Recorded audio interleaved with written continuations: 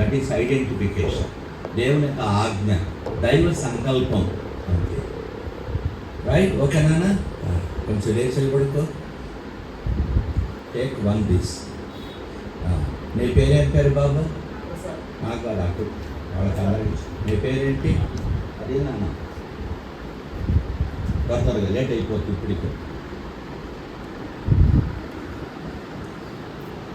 నా పేరు ప్రసాద్. దగ్గర పెట్టుకోమా. నా పేరు ప్రసాద్. నువ్వు కింద పెట్టుకున్నావు పైన పైన పైన. నా పేరు ప్రసాద్. నీకు ఎవరైనా సువార్త చెప్పారా? చెప్పారు. క్లెమెంట్ అంకుల్ చెప్పారు, తర్వాత జాన్ నాక్స్ అన్న అలా మదర్ చెప్పారు చిన్నప్పుడు, తర్వాత రవికుమార్ అన్న అని అక్కడ ఉన్నారు, ఆయన కూడా చెప్పారు. Very good. మరి యేసు ప్రభు నీ కోసం ఏం చేశాడు? యేసు ప్రభు నా కోసం అంటే నేను పాపాలు ఒప్పుకున్నాక దేవుని యేసు ప్రభు నీ కొరకు ఏం చేశాడు? ఫస్ట్ సిలువలో మరణించాడు. ఏం గార్చినాడు? రక్తం గార్చినాడు. చచ్చిపోయినాడా? పరిగెత్తి వెళ్ళిపోయాడా? చనిపోయి మళ్ళీ 3వ దినాన్ని లేచాడు. ఆ ప్రభు నువ్వు నమ్ముకున్నావా? నమ్ముకున్నాను. ఎక్కడ నమ్ముకున్నావు? హృదయంలో నమ్ముకున్నాను. హృదయంలో నమ్ముకున్నప్పుడు నీ పాపాలు క్షమించాడా? క్షమించాడు. ఆ క్షమించినటువంటి దాన్ని బయట చూపించి దాన్ని ఏమంటారు? బ్యాప్టిజం. Right, very good. ఎవరిని ఒత్తిడి చేశారా? ఏమన్నా పైసలు ఇచ్చినారా? ఏం లేదండి. ఉన్నదన్నట్టు చెప్పు. ఏం లేదండి. ఎవరు ఒత్తిడి చేయలేదు కదా? ఎవరు చేయలేదు. ఎవరు డబ్బులు ప్రలోభం చూపించలేదు కదా? ఎవరు చేయలేదు. ఇష్టపూర్వకంగా నువ్వు బాప్తిస్మాను సాక్ష్యం ఇస్తున్నావు కదా? అవునండి. దేవుని ఆజ్ఞను నెరవేరుస్తున్నావు కదా? అవునండి. అంతే కదా నాన్న? కాబట్టి దేవుని ఎదుట, దేవదూతల ఎదుట, సార్వత్రిక సంఘం ఎదుట, అపవాది ఎదుట, వాని అనుచరుల ఎదుట నువ్వు ఇచ్చేటువంటి సాక్ష్యము యథార్థమైందిగా ఉన్నది అని చెప్పగలవా? చెప్పగలను. కాబట్టి తాను ఇచ్చిన సాక్ష్యము చొప్పున ఇప్పుడు హృదయం ముందు విశ్వసించిన దానికి బయట గుర్తుగా బాప్తిసంలో, నీటి బాప్తిసంలో సాక్ష్యం ఇస్తాడు. మనమందరం కూడా పైకి వెళదాం. అక్కడ బాప్తిసం తీసుకున్న తర్వాత కిందికి మళ్ళా వస్తాం. ఒక 3 సహోదరులు హస్తనిక్షేపణ విషయంలో చేయబెట్టి ప్రార్థన చేస్తారు. ఆ తర్వాత మన యొక్క కార్యక్రమంలో ఆరాధన కొరకు వెళదాం. కొద్దిసేపు మందిరము ప్రతిష్ట విషయమై కొన్ని నిమిషాలు చూసుకొని క్లోజ్ చేసుకోండి. All right. రైట్. ప్రియమైన తండ్రి, మాకిచ్చిన సమయాన్ని బట్టి స్తోత్రం. ప్రసాద్ యొక్క సాక్ష్యం కొరకు స్తోత్రం. సువార్త విన్నాడు, హృదయమందు విశ్వసించాడు. విశ్వసించినటువంటి దానికి మీకు లోబడుతూ బయట తను చూపించడానికి సాక్షార్థంగా నీటి బాప్తిసంలో సాక్ష్యమిచ్చే నిమిత్తమై ప్రేరేపించి ఇలాగనిచ్చిన సాక్ష్యమును బట్టి స్తోత్రాలు. ప్రభువా, నీటి బాప్తిసంలో సాక్ష్యమిచ్చుచుండగా తెరవబడిన ఆకాశమును దయచేసి నీ ఉన్నతమైన ఉద్దేశములను ఆయనలోను ఆయన ద్వారాను సంపూర్ణంగా భావి జీవితంలో నెరవేర్చుకొని మహిమను పొందుమని యేసు నామమున స్తోత్రములతో వేడుచున్నాము తండ్రి. ఆమె. రైట్. పాడుకుంటా.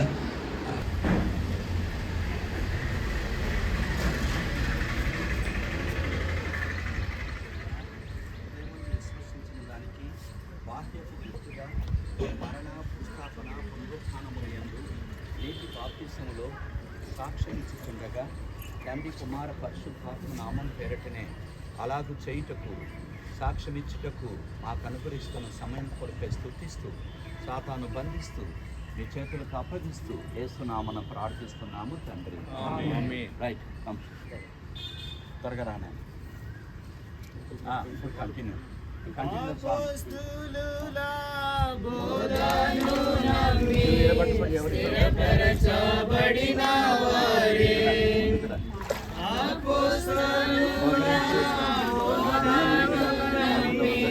స్థిరపరచబడిన వారే ఆత్మశక్తితో సంఘములో నిలచేదారు. ఆత్మశక్తితో వారు ఎల్లప్పుడూ సంఘములో నిలచేదారు. తండ్రి, కుమార, పరిశుద్ధాత్మ నామం పేరిట బాప్తిస్మిస్తున్నాము తండ్రి. ఆమేన్. నా హృదయము వింతగా మారెను, నా హృదయము వింతగా మారెను, నా హృదయము వింతగా మారెను. నాలో ఇచ్చినందున. ప్రియమైన తండ్రి, కుమారుడు ప్రసాదు హృదయమందు విశ్వసించిన దానికి బాహ్యపు గుర్తుగా నీ వాక్యమునకు విధేయత చూపిస్తూ మీ మరణ భూస్థాపన పునరుత్థానముల యందు ఐక్యపరచుకోవడానికి నీటి బాప్తిసంలో మీరిచ్చిన తరుణం కొరకు స్తోత్రములు.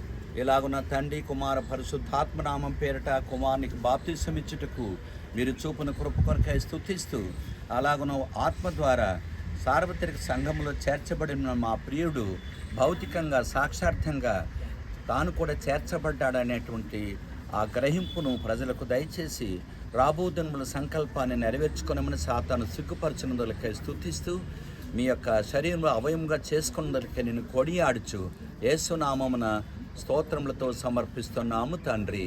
ఆమేన్.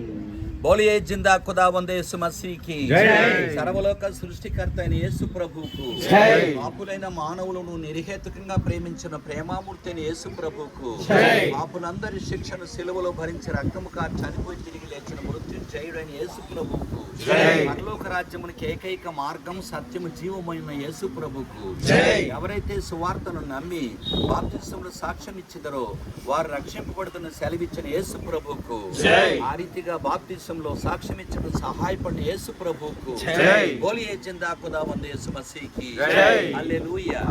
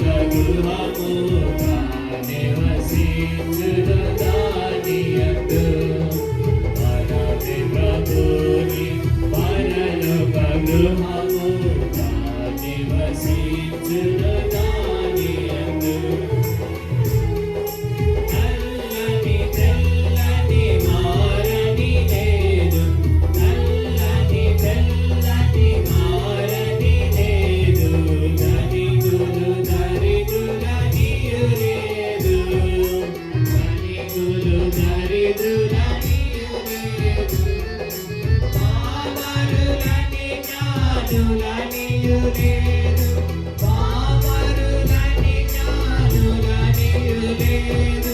యేసు ప్రభువే సర్వముగా, యేసు ప్రభువే సర్వముగా. మనమే ప్రభుని పరలోక గృహము, తానే వసించును దాని యందు. మనమే ప్రభుని పరలోక గృహము, తానే వసించును దాని యందు. ప్రభుని గృహమున కలహము లేదు, ప్రభుని గృహమున కలహము లేదు. ఈశకపట భేదము లేదు, ఈశకపట భేదము లేదు. శాంతి అనంతము నిజ ప్రేమయందు, శాంతి అనంతము నిజ ప్రేమయందు.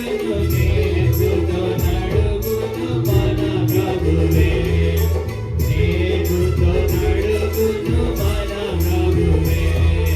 మనమే ప్రభుని పరలోక గృహము, తానే వసించును దాని యందు. మనమే ప్రభుని పరలోక గృహము, తానే వసించును దాని యందు. ప్రభుని గృహము ఈ ధరయందున్నది, ప్రభుని గృహము ఈ ధరయందున్నది. తన దాసులకధికారమిచ్చే, తన దాసులకధికారమిచ్చే. ప్రతివానికి వాని పని నియమించే, ప్రతివానికి వాని పని నియమించే. కావలి ఎండుము మెలగువదు, కావలి ఎండుము మెలగువదు. ప్రభుని పరలోక గృహము, తానే వసించును దాని యందు. మనమే ప్రభుని పరలోక గృహము, తానే వసించును దాని యందు. దృఢ విశ్వాసము మదియందుంచి, దృఢ విశ్వాసము మదియందుంచి. విజయుల యాత్రలో సాగెదము, విజయుల యాత్రలో సాగెదము. ఆదర్శులమై ఈ జగమందున, ఆదర్శులమై ఈ జగమందున. పూర్తిగా శత్రువు నోడింతుము, పూర్తిగా శత్రువు నోడింతుము. మనమే ప్రభుని పరలోక గృహము, తానే వసించును దాని యందు. మనమే ప్రభుని పరలోక గృహము, తానే వసించును దాని యందు.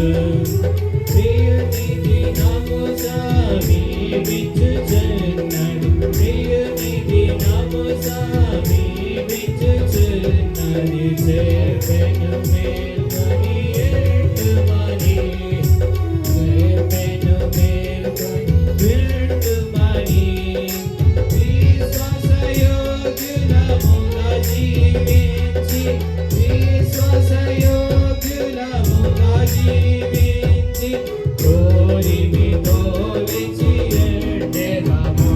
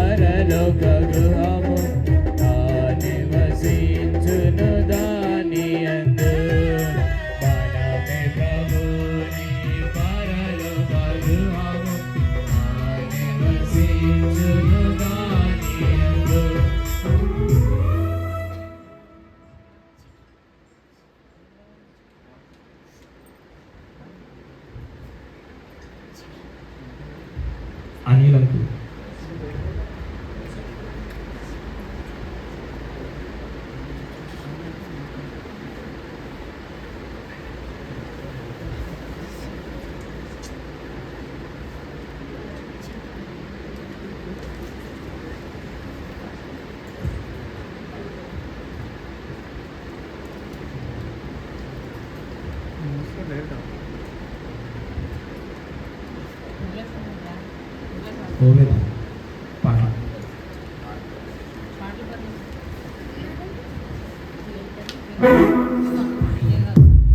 ఓవేలంకి పాటలు పాడడానికి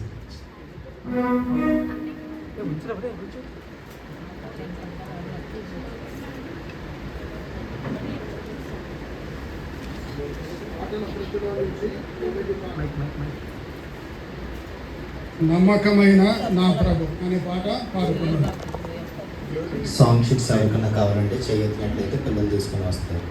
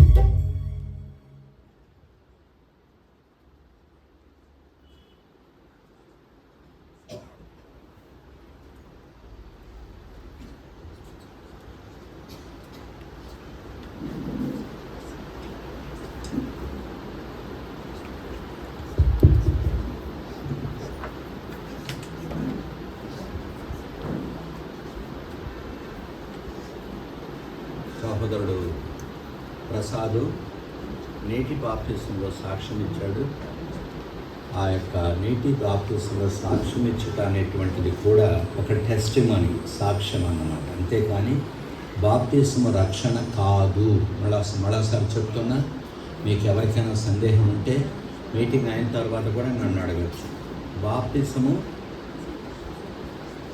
ఏం కాదు, అదేంటది? సాక్ష్యం అంటే నేను మగోడని తెలవడానికి మగ డ్రెస్ వేసుకుంటాను, నేను బంజరా అనేదానికి బంజరా డ్రెస్ వేసుకుంటా, డాక్టర్ అనడానికి డాక్టర్ డ్రెస్ వేసుకుంటా. ఏది లోపల నమ్మామో దానిని బయట అందరికీ చూపించేది. దానికి నిర్వచనాలు బైబిల్లో 4-5 ఉన్నాయి. అవన్నీ చెప్తే మీకు అర్థం కాదు. అంటే ఎవరికంటే కొత్తగా వచ్చిన వాళ్ళు, పాతోళ్ళు మాకు బోధిస్తారులేండి, సమస్య ఏం లేదు, గుర్తుపెట్టుకోండి. ఇప్పుడు మనం ఏంటంటే హస్త నిక్షేపణ అంటే చేతులు పెట్టి ప్రార్థన. చాలామంది ఏమనుకుంటారు, చేతులు పెట్టి ప్రార్థన చేస్తే పాపం దీవించినానో, లేకుంటే వీళ్ళ చేతుల్లో ఉండే కరెంటు వాళ్ళ దాంట్లోకి పోతుందేమో అనుకుంటారు. ఆయా సందర్భాల్లో బైబిల్లో చేతులు పెట్టి ప్రార్థించేది అర్థం వేరు. అన్ని చోట్ల ఒకే అర్థము లేదు, గుర్తుంచుకోండి. అన్ని చోట్ల ఒకే అర్థం లేదు. అందుకని పరిశుద్ధాత్మ దేవుడు మనకు సహాయపడతాడు. ఏ సందర్భంలో చేతులు పెట్టారు, దేని కొరకు పెట్టారు, అవన్నీ లేఖనాల్లో ఉంది. అది తెలుసుకోకుండా అన్నిటికీ ఒకే మంత్రం వేయొద్దండి, గుర్తుపెట్టుకోండి. ఇప్పుడు చూస్తాం. చేతులు పెట్టి ప్రార్థన చేయటం అనేది బైబిల్లో హెబ్రీయులకు రాసిన పత్రిక. మీకు ఇవన్నీ కూడా చాలా పరిచయం. మిమ్మల్ని వదిలిపెడితే నాకంటే మంచిగా మీరు బోధ చేస్తారు, నాకే రాదు. చూడండి, హెబ్రీయులకు రాసిన పత్రిక 6వ అధ్యాయం, book of Hebrew chapter 6 from verse 1 to 2, 1 నుండి 2 వరకు. Let us all read together. కలిసి చదువుకుందాం. 6 నుండి 2 వరకు, 1 నుండి 2 వరకు, 6వ అధ్యాయం, 6th chapter verse 1 to 2 together. కాబట్టి నిర్జీవ క్రియలను విడిచి మారు మనసు పొందుటయు, దేవునందలి విశ్వాసమును, బాప్తిసమును కూర్చున్న బోధయు, హస్త నిక్షేపణమును, మృతుల పునరుద్ధానమును, నిత్యమైన తీర్పును పునాది మరలా వేయక క్రీస్తును కూర్చున్న మూలోపదేశం మాని సంపూర్ణమౌటకు సాగిపోదము. ఇక్కడ ఒక మాట గమనించండి. హస్త నిక్షేపణ అని 3 జాతులు ఉంటాయి. అవన్నీ మీకు తెలిసినవే, సమయాన్ని వ్యర్థం చేయడం మంచిది కాదు. ఆ 3 జతల్లో ఒకటి ఏంటంటే హస్త నిక్షేపణ అంటారు. చేతులు పెట్టి ప్రార్థన చేయడం అని. చేతులు పెట్టి ప్రార్థన చేయడము ఈ సందర్భంలో అర్థం ఏమిటి? ఈ 3 జతల కార్యాలను ఏమంటారంటే పునాది రాళ్ళు అంటారు, ఫౌండేషన్ స్టోన్స్ అంటారు. ఒక ఇల్లు కట్టుకోవాలంటే ఏమేస్తారు? పునాది వేస్తారు. ఈ సత్యము ప్రపంచంలో చాలా సహవాసం, 190 సహవాసాలు లేదు. మహా గొప్ప దైవజనుడు భగత్ సింగ్ గారికి, తర్వాత వాచ్మెన్ నీ గారికి, ఇలాంటి వాళ్ళు కొద్దిమంది ఉన్నారు. వారికి మాత్రమే ఈ బయలుపరుపు అనేది ఇచ్చినారు. మన సహవాసంలోనే ఏం వేసుకుంటారు? ముసుగేసుకుంటారు. అమెరికాలో ఈ ముసుగు అనేది ఉండనే ఉండదు. వాళ్ళంతా స్పెషల్గా ఉంటారు. మీకు తెలుసో తెలియదు, అవన్నీ వద్దులే, టైం అయిపోతుంది. భలే స్పెషల్గా ఉంటారు వాళ్ళ రూపాలే స్పెషల్గా ఉంటాయి. మీకు తెలుసా 4 రూపాయలు స్పెషల్గా ఉండేది? వద్దులేండి, కంగారు పడకండి. అర్థమైంది కదా అండి? వాళ్ళు పట్టించుకోరు ఇవన్నీ కూడా. కానీ ఆ దైవజనులు వాక్యానికి లోపడతారు. ఇటువంటి వెలుగు నాకు తెలిసినంత వరకు ప్రపంచంలో ఎక్కడా లేదు. కానీ మనకు వాక్యం బాగొచ్చు, కానీ క్రియలు శూన్యం. మనకు అందరికీ వాక్యం బాగొచ్చు మన సహవాసంలో, కానీ ఏం లేవండి. భక్తి బాగుంది, కానీ ఏమి లేదు, శక్తి లేదు అంతే. అంతకంటే అందుకే సమస్యలన్నీ వస్తాయి. ఇంట్లో భార్యాభర్తలు కూడా ఏం కొట్లాడుకుంటారంటే అట్లా కొట్లాడుకుంటారు. లోపల బయటకు వచ్చి ఏం చేస్తారు? ప్రైజ్ ది లార్డ్ అంటారు. ఎంత మంచిగా ఆరాధన చేస్తారు. మనం అనుకుంటాం దోతలు వీళ్ళు అనుకుంటాం. బాగా ఆరాధన చేస్తే, వాక్యం చదివితే, సువార్తల పాలు పంపులు పొందితే కదండి, దేవునికి నమ్మకంగా ఇస్తే వీళ్ళు స్పిరిచువల్ అంటారు. This is a false understanding, తప్పుడు అభిప్రాయం ఇదంతా. సరైనట్టు వాక్యపు వెలుగు లేదు మనుషులకి. కాబట్టి ప్రియమైన వారులారా, హస్త నిక్షేపణ అంటే చెయ్యి పెట్టి ప్రార్థన చేయడం సందర్భంలో అర్థం ఏంటి చూడండి. అపొస్తలుల కార్యాలు 9వ అధ్యాయం, అపొస్తలుల కార్యాలు 9వ అధ్యాయము. అక్కడ మనము ఈ హస్త నిక్షేపణ అనేటువంటి దానికి కొంతవరకు అర్థాన్ని మనము చూడవచ్చు. చూడండి అక్కడ ఏమంటున్నాడు చూడండి, 17వ వచనం, 17th verse of 9th chapter, 9వ అధ్యాయం 17 17th వర్స్. అందరం కలిసి. అననీయ వెళ్ళి ఆ ఇంట ప్రవేశించి అతని మీద చేతులుంచి, సౌలా సహోదరుడా, నీవు వచ్చిన మార్గంలో నీకు కనబడిన ప్రభువైన యేసు నీవు దృష్టి పొంది పరిశుద్ధాత్మతో నింపబడినట్లు నన్ను పంపి ఉన్నాడని చెప్పాను. తర్వాత 3వదిగా ఒక మాట చూస్తాం. తర్వాత క్లుప్తంగా 2 నిమిషాలు, ఒక 5-10 నిమిషాలు చూసుకొని క్లోజ్ చేసుకుందాం. తర్వాత గలతీలకు రాసినటువంటి పత్రికలో మనము ఇంకొక సత్యాన్ని మనం చూస్తాం. చూడండి ప్రియమైనటువంటి వాళ్ళారా,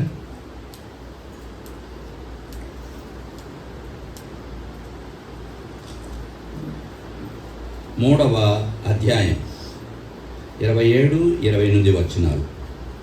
chapter 3 book of Galatians 27 and 28 all together కలిసి చదువుకుందాం. 27-28. క్రీస్తులోనికి బాప్తిస్మం పొందిన మీరందరూ క్రీస్తును ధరించుకొని ఉన్నారు. ఇందులో యూదుడని గ్రీసు దేశస్థుడని లేదు, దాసుడని స్వతంత్రుడని లేదు, పురుషుడని స్త్రీ అని లేదు, యేసుక్రీస్తునందు మీరందరూ ఏకముగా ఉన్నారు. ఈ 3 మాటలు జస్ట్ ఫ్యూ మినిట్స్ చూసుకుందాం. తర్వాత హస్త నిక్షేపణకి వెళదాం. అర్థమైంది కదా అమ్మా? ఇప్పుడు బాప్తిస్మం ఏంటి నాన్న? కాబట్టి హస్త నిక్షేపణ కూడా ఏంటి? సాక్ష్యమే. బైబిల్లో నూతన నిబంధనలో 3 సాక్ష్యాలు ఉన్నాయి. 3 testimonies are there. Means outward expression of inward reality or faith. హృదయమందు విశ్వసించిన దానికి లేక హృదయమందు ఉన్నటువంటి వాస్తవానికి బయట చూపించేటువంటి 3 ఉన్నాయి. అవేం తెలిసిన? లార్డ్స్ టేబుల్, ప్రభు యొక్క బల్ల, అక్కడ ఏమేమి ఉంటుంది? రొట్టె ఉంటుంది, ద్రాక్షరసం. ఇవి కూడా 2 ఏంటివి? సాక్ష్యం. ఇది కూడా అంటే యేసు ప్రభు శరీరానికి సాదృశ్యం రొట్టె, యేసు ప్రభుల వారి యొక్క రక్తానికి సాదృశ్యం ద్రాక్షరసం. ఇది మొదటి టెస్టిమనీ, గుర్తుంచుకోండి మీకు అర్థం అవడానికి. రెండవదిగా మనం ఏం చూసామంటే బాప్తిసం అనగా లోపల నమ్మిన దానికి బయట గుర్తు, అది కూడా ఒక సాక్ష్యం. ఇప్పుడు 3వదిగా మనం ఏం చూస్తున్నాము అని అంటే హస్త నిక్షేపణ, చెయ్యి పెట్టి ప్రార్థన చేయుట. అర్థం ఏంటి? ఇప్పుడు చూడండి, మనం 3 సన్నివేశాలను లేఖనాల్లో మనం చూసాం. ఒకటేంటంటే 6వ అధ్యాయంలో హస్త నిక్షేపణ అని చూసాం, చేతులు పెట్టి ప్రార్థించుట అని. ఈ ప్రత్యేకమైన సందర్భంలో ఉన్న అర్థం ఏంటి అంటే చూడండి, 9వ అధ్యాయంలో 17వ వచనంలో అననీయ ఒక ఇంటికి వెళ్ళాడు. ఎవరైనా ఎవరి ఇల్లు అంటే అది? ఆ ఇల్లు ఎవరిదండి? మీరంతా చాలా జ్ఞానవంతులండి. ఎవరిల్లు? ఎవరు ఆ ఇల్లు? ఎవరిది? అననీయ వాళ్ళ ఇల్లేనా? ఎవరింటిలో ఉన్నాడు అయ్యా? యూదా అనే తార్సు వాడైన యూదా అనే వంటింట్లో అననీయ పట్టుకోవద్దు నువ్వు తల్లి. ఎవరు? సౌలు అనేటువంటి వ్యక్తి మార్గమధ్యంలో వెళుతుండగా ఆకాశం నుండి దేవుడిచ్చినటువంటి ఆ ప్రత్యక్షత చొప్పున యేసుక్రీస్తు రక్షకుడుగా అంగీకరించాడు ఆయన. ఆ అంగీకరించినటువంటి వ్యక్తి ఎక్కడికి వెళ్ళాడు? యోదావాని ఇంట్లో ఉన్నాడు, పాపకన్ను కనపడగా అన్నట్టు కదా. అక్కడ పోతే అప్పుడు దేవుడు ఎవరితో మాట్లాడినాడు? అననీయతో మాట్లాడినాడు. అననీయ ఎవరు? దేవుని దాసుడు, దేవుని నమ్మినటువంటి బిడ్డ.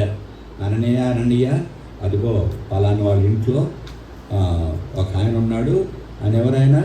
సౌలు అనేటువంటి వ్యక్తి నన్ను నమ్ముకున్నాడు, నా నిమిత్తం అనేక శ్రమలు పొందడానికి, సాక్షిగా ఉండటానికి, నా సాధనంగా ఉండటానికి ఆయన నిన్ను ఏర్పాటు చేసుకున్నాను. కాబట్టి ఒకప్పుడు ఆయన ఎవరు? మనకు శత్రువు. ఎందుకు శత్రువు అంటే పై అధికారుల నుండి ఉత్తర్వును పొంది క్రైస్తవులందరినీ చంపేయాలి, హింసించాలని ఆయన అక్కడి నుంచి ఆర్డర్స్ తెచ్చుకోవడానికి దమస్కుకు వెళుతున్నాడు. ఆ వెళ్ళేటువంటి మార్గంలో దేవుడు ఈ యొక్క వ్యక్తికి ఏమైనాడు? ప్రత్యక్షమయ్యాడు. ఎవరికి? సౌలుకు ప్రత్యక్షమయ్యాడు. ఆయన కింద పడ్డాడు, గుడ్డోడైపోయాడు, కనబడలేదు. ఏం సౌలా సౌలా, నువ్వు నన్ను హింసిస్తున్నావు అంటే ఆయన ఏమన్నాడు? నువ్వెవరయ్యా స్వామి, నేను హింసించడానికి ఎవరు నువ్వు అని అంటే, నువ్వు హింసించుతున్నా యేసును నేను అని బయలుపరుచుకున్నాడు దేవుడు. ఆ బయలుపరుపు ద్వారా ఆ సౌలు ఏమన్నాడు? పౌలుగా మారిపోయాడు కదా నాన్న. ఇప్పుడు ఆయన ఎక్కడ ఉంటున్నాడు అని అంటే, యూదావాడైన తార్సువాడైన యూదా అనేటువంటి వాని ఇంట్లో ఉన్నాడు. ఆయన అనగా పరమాత్ముడైనటువంటి దేవుడు ఈయనతో మాట్లాడుతున్నాడు. ఎవరితో మాట్లాడుతున్నాడు? ఫస్ట్ సౌలుతో మాట్లాడుతున్నాడు. అదే సందర్భంలో దేవుడు ఎవరితో మాట్లాడుతున్నాడు?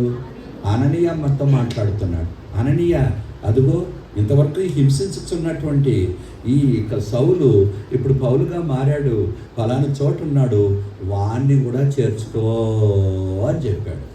అయ్యో ప్రభా వాడు పరమ దుర్మార్గుడు, అందరినీ హింసిస్తూ ఉన్నాడు, నేను పోతాను, నన్ను కూడా చంపుతాడేమో అని అంటే, ఒకప్పుడు అట్లుండి నాన్న, ఇప్పుడు నా దాసుడైపోయాడు కాబట్టి చేర్చుకో, అది అర్థం. చేర్చుకో, దేంతో చేర్చుకో? మాట్లాడరే? దేంతో చేర్చుకోవాలా? ఈ కులంలో చేర్చుకోవాలా, ఆ కులంలో చేర్చుకోవాలా? ఈ ప్రాంతంలో చేర్చుకోవాలా, ఆ ప్రాంతంలో చేర్చుకోవాలా? ఈ స్టేట్లో చేర్చుకోవాలా, ఆ స్టేట్లో చేర్చుకోవాలా? ఈ కంట్రీలో చేర్చుకోవాలా, ఆ కంట్రీలో చేర్చుకోవాలా? ఇలాగంటున్నాడు. No, it is wrong. గుర్తించుకోండి, ఈనాడు యేసుక్రీస్తు ప్రభువును మనము అంగీకరించినా కూడా మన పాత స్వభావాలు మారలేదు. బాగా అర్థం చేసుకోండి. చేర్చుకోవాడిని ఎక్కడ చేర్చుకో? మనలో చేర్చుకో. ఎవరు మనము? క్రీస్తు బిడ్డలం. ఎవరు మనము? ఒక్క శరీరములో అవయవములం. మనమంతా ఎవరు? ఒక్క శరీరములో. ఆ శరీరం ఏంటి? సంఘం. ఆ సంఘానికి శిరస్సు ఎవరు? యేసుక్రీస్తు ప్రభు. కాబట్టి ఆ యేసుక్రీస్తు ప్రభు వరించేటువంటి సంఘం అనేటువంటి వధువులో, అనగా శరీరములో, అనగా అవయవములో ఒక అవయముగా అతన్ని చేర్చుకో. ఎప్పుడో చేరిపోయాడు. ఎప్పుడు చేరినాడు చెప్పండి చూద్దాం. ఇప్పుడు చెప్పండి, ఎప్పుడు చేరాడు? ఇప్పుడు రూఫర్సే చెప్పాలి. త్వరగా చెప్పండి, ఎప్పుడు చేరాడు? ఇప్పుడు చేరినాడా? జగత్తు ఓయమ్మో, జగత్తు పునాది వేయక ముడుపు అని చెప్పి ప్రీ డెస్టినేషను, అది ఒక తప్పుడు సిద్ధాంతం. గుర్తుపెట్టుకోండి, చాలామందికి మనకు సిద్ధాంతాలు తెలియవు. మనం సహవాసంలో వచ్చాం, చాలా మంచిది, సంతోషం. కానీ సరైనటువంటి ఫౌండేషన్స్ లేవు. ఆ బోధలు మనకు అవసరం. ఎప్పుడు ఆయన చేర్చబడ్డాడంటే, యేసు ప్రభువును ఎప్పుడైతే నమ్ముకున్నాడో ఆత్మ ద్వారా, అప్పుడు అతను చేర్చబడ్డాడు. యేసు ప్రభును నమ్ముకున్నప్పుడు ఎందులో చేర్చబడ్డాడు? సార్వత్రిక సంఘములో చేర్చబడినాడు. పరిశుద్ధాత్మ ద్వారా సంఘములోనికి బాప్తిసము పొందెను. ఇది చాలా పెద్ద సిద్ధాంతపరమైనది. ఇప్పుడు సమయం మనకు అయిపోతుంది. ఎప్పుడు యేసు ప్రభుని నమ్ముకున్నాడో హృదయంలో, అప్పుడే చేరిపోయినాడు. ఎక్కడ చేరిపోయినాడు? ఊర్లో కాదు. ఎక్కడ? సంగారెడ్డిలో కాదు చేరింది. లూథరన్ చర్చ్లో కాదు, బాప్టిస్ట్ చర్చ్లో కాదు, ఇండిపెండెంట్ చర్చ్లో కాదు ఆయన చేరింది. సార్వత్రిక సంఘం ఒక్కటే. ఆ సంఘం ఏంటి? యేసు ప్రభుల వారి శరీరం. ఆ శరీరంలో ఆత్మ ద్వారా ఏమైనాడు? చేర్చబడ్డాడు. ఆ చేర్చబడినప్పుడు ఈయన ఎవరు? అననీయ చెప్పుపోయి ఆయన కూడా ఎట్లా చేర్చుకునేది? ఆత్మ ద్వారా. సార్వత్రిక సంఘములో చేర్చబడినటువంటి వ్యక్తి ఎవరికి తెలియదు. నేను లోపల ఏం నమ్ముకున్నాను ఎవరు తెలుసు? ఎవరికి తెలియదు. కానీ నేనేం చేస్తానంటే, చిన్న గడ్డం ఒకటి, క్యాప్ ఒకటి కదండి, పేరు ఒకటి, తర్వాత డ్రెస్ ఒకటి చూస్తే ఏమంటారు? నన్ను ముస్లిం బాయ్ అంటారు. ఇది సాక్ష్యం అన్నమాట. ఆ రీతిగా ఆయన ఆత్మ ద్వారా ఎప్పుడైతే నమ్మాడో దమస్కు వెళ్ళేటువంటి దారిలో అప్పుడే చేర్చబడ్డాడు. ఎందులో? Very good, nice understanding, appreciate you కదా నాన్న. చేర్చబడి ఈ లోపల యేసు ప్రభు నమ్ముకున్నాడు. ఊరోళ్ళకి ఎట్టు తెలుసు? నువ్వు ఎవరు నమ్ముకున్నావో నాకేం తెలుసు? ఆ నమ్మిన దాన్ని ఏం చేయాలి? బయట చూపించాలి. మీకు అర్థమవుతుంది కదండి? గుర్తుపెట్టుకోండి, ఇట్లా తెల్లది పెట్టి మధ్యలో ఎర్రది పెడితే ఏమర్థం? త్వరగా లేట్ అయిపోతుంది కదా నాన్న. అదే 3 ఇట్లా పెట్టి ఏడొకటి పెట్టినామనుకో, అట్లా అర్ధచంద్రాకారం పెట్టి ఆడొకటి పెట్టినామనుకో కదండి. ఒక్కొక్కరికి ఒక్కొక్క గుర్తుంది. నేను లోపల నమ్మిన దానికి ఇది బయట. మీకు అర్థమవుతుందా? లోపల ఏమి నమ్మానో ఇది చూపిస్తుంది. అర్థమైంది కదండి? ఆ రీతిగా ఈ హస్త నిక్షేపణ కూడా ఏంటంటే ఆత్మ ద్వారా ఏమయ్యాడు? ఎప్పుడో చేరిపోయాడు. ఆత్మ ద్వారా నమ్మినప్పుడే నువ్వు చేరిపోయావు. ఆ చేరిపోయినటువంటి నీవు ఇప్పుడు మేమేమో చేస్తున్నామంటే నిన్ను సాక్షార్థంగా చేర్చుకుంటున్నాం.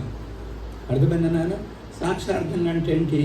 ఇప్పుడు లెగుబాయ్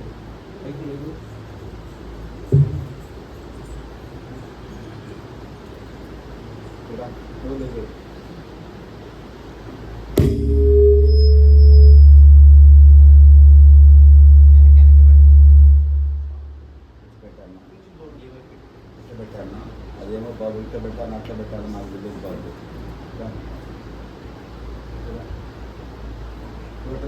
మీకు గుర్తు పెడతాం. ఈయన పాకిస్తాన్, ఈయన ఇండియా. ఇద్దరు ఏం చేస్తున్నారు? ఆడవాళ్ళు బాబు. ఎందుకు పరిగెత్తావు నువ్వు? నువ్వు చాలా జ్ఞానవంతులు నాకు తెలుసు. ఆగు. వీళ్ళిద్దరు ఏం చేస్తారండి? కొట్లాడుకుంటున్నారు. అర్థమైందా? కొట్లాడుకుంటా ఉంటే ఈయన అమెరికా వాడు. ఇటురా ఇటురా, ఆ చేయి పట్టుకో, ఈ చేయి పట్టుకో, అట్ట కాదు, ఈ చేతి ఇది పట్టుకో, ఆ చేతి అది పెట్టుకో. వాళ్ళిద్దరిని కలుపు. అట్ట కాదు, ఇంకా అనుభవం రాలేదులే. ఇప్పుడు ఈయనెవరు? ఇండియా. ఈయనెవరు? పాకిస్తాన్. ఇప్పుడు ఈయనెవరు? ట్రంప్. అర్థమైందా? ఈ ట్రంప్ గారు వచ్చి ఏం చేశాడు? వీళ్ళిద్దరిని సమకూర్చున్నాడు. వీళ్ళిద్దరు కూడా ఏమయ్యారు? ఇప్పుడు శత్రువులు అయ్యారా? మిత్రులు అయ్యారా? మిత్రులైన దాని గుర్తేంటి?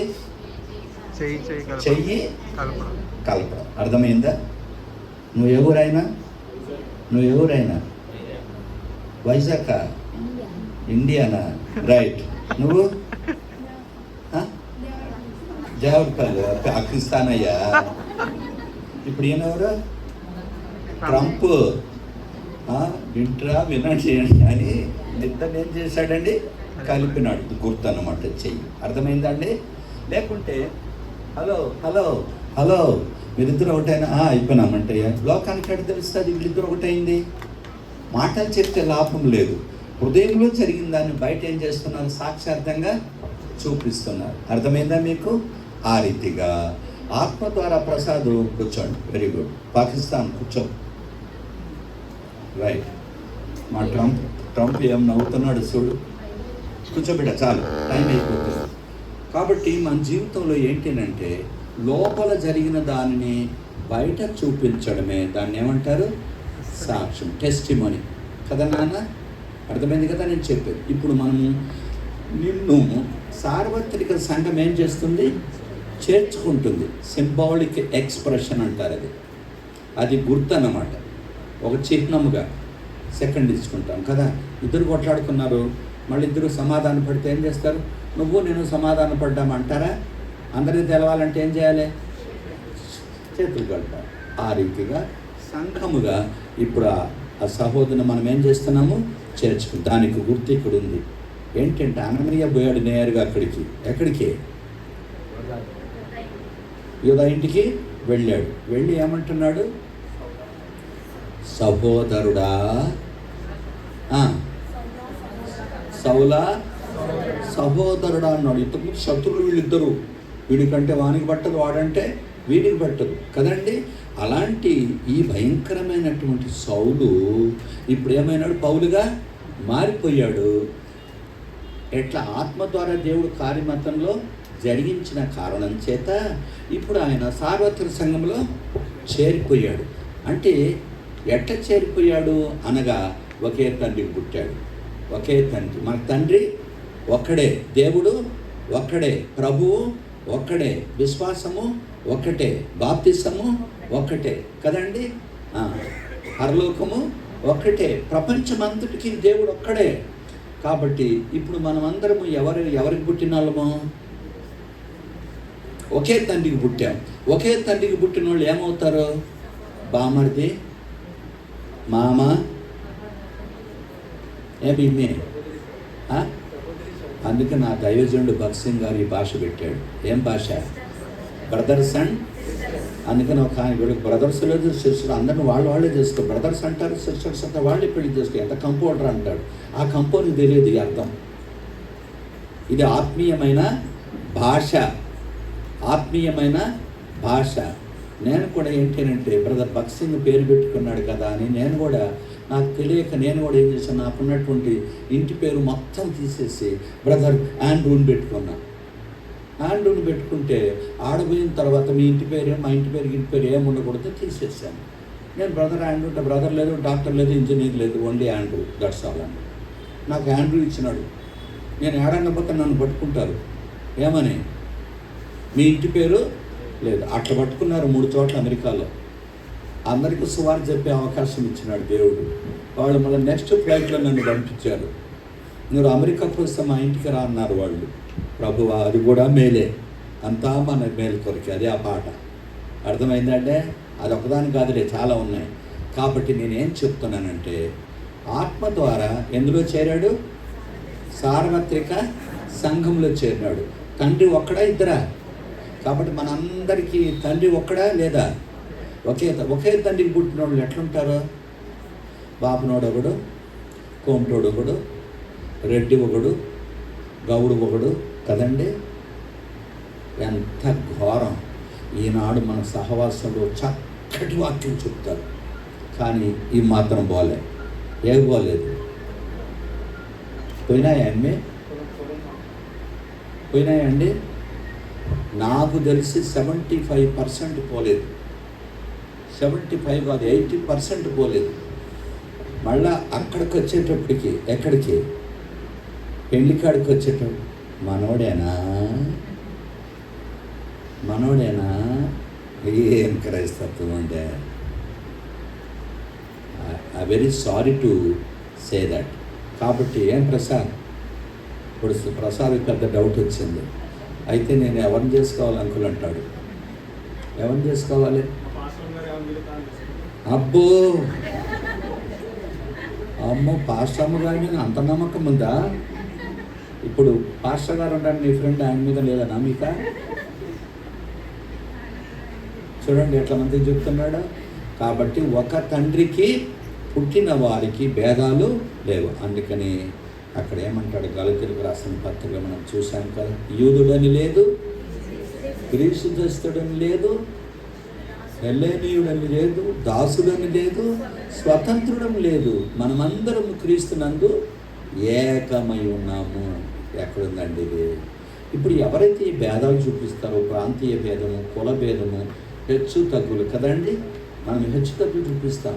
ఇప్పుడు నేను ఆయా స్థలాలు తిరుగుతూ ఉంటాను కాబట్టి నర్సెస్ అందరిది ఒక యూనియన్ ఉంటుంది, డాక్టర్స్ అందరిది ఒక యూనియన్ ఉంటుంది, మామూలుగా వర్కర్స్ ఎంప్లాయీస్ ఉంటారు చూడండి, వాళ్ళది అందరిది ఒక యూనియన్ ఉంటుంది. ఉంటుందా ఉండదండి? అట్లా మంద కూడా యూనియన్లు ఉన్నాయి. ఎంత సిగ్గుకరమైనటువంటి క్రైస్తవ జీవితం. రక్షణ పొందావు, నేను కాదను, కానీ ఇవన్నీ ఎందుకు వచ్చినాయంటే ఒకటే మాట మీకు చెప్తారు. ఎవరండి భేదాలు చూపించి కొట్లాడే వాళ్ళు? ఎవరంటే మందిరాల్లో, ఇంటిలో భార్య కానీ భర్త కానీ ఎవరైనా కానీ శరీరానుసారం వాళ్ళు ఎవరండి? Carnal believers. They are not spiritual believers. నువ్వు మంచిగా ఆరాధన చేస్తూ ఉండవచ్చు. గగనమంతా చీల్చుకొని యేసు ప్రభు దిగి వచ్చినట్టుగా నువ్వు ప్రార్థన చేయవచ్చు, దేవునికి కానుకలు సమర్పించుకోవచ్చు, మంచిగా పాటలు పాడవచ్చు, వాయిద్యాలు వాయించవచ్చు, గుడి గోపురాలు కట్టించుకోవచ్చు, సందేహమేమీ లేదు. కానీ నువ్వు ఆత్మరూపా. మీకు సరైనటువంటి గ్రహింపు కలగాలి. ఈ దినాల్లో బోధలో సరైన గ్రహింపు లేదు. ఆ గ్రహింపు లేని కారణం చేత మోసపోతున్నారు. ఆరాధన చేస్తావా? క్రమంగా గుడికి పోతావా? బైబిల్ చదువుతావా? అవును, క్రమంగా పోతా, పాటలు పాడతా, వాయిద్యాలు వాయిస్తా, బోధలు కూడా చేస్తా నేను. కానీ ఎవరు నువ్వు మాట్లాడాలి? శరీరానుసారి. అందుకని కొరింథీయులకు రాసిన పత్రికలో పరిశుద్ధాత్మ దేవుడు చెప్తున్న, అయ్యా మీకు ఏ కృపావరములో కూడా కొరత లేదయ్యా, సమస్త జ్ఞానాన్ని మీరు కలిగి ఉన్నారయ్యా. చూడండి, 1వ అధ్యాయంలో చెప్తాడు చూడండి. ఇలాగో ఈనాడు కూడా క్రైస్తవులకు అందరికీ వాక్యం బాగా వచ్చు. చూడండి, 1 కొరింథీయులకు రాసిన పత్రికలు ఎంత మంచి మాట ఉందో చూడండి ప్రియమైన వారులారా. నేను ఎందుకు చెప్తున్నానంటే, ఎందుకో దేవుడు నాకు ప్రేరేపణిస్తున్నాడు. తర్వాత ప్రత్యక్ష విషయం తర్వాత మీకు చెప్తాను. 1వ అధ్యాయం ఎన్నో వచనం నాయన? 5-6 వచనాలు. 1వ అధ్యాయం 1 కొరింథీయులకు రాసిన పత్రికలో చూడండి.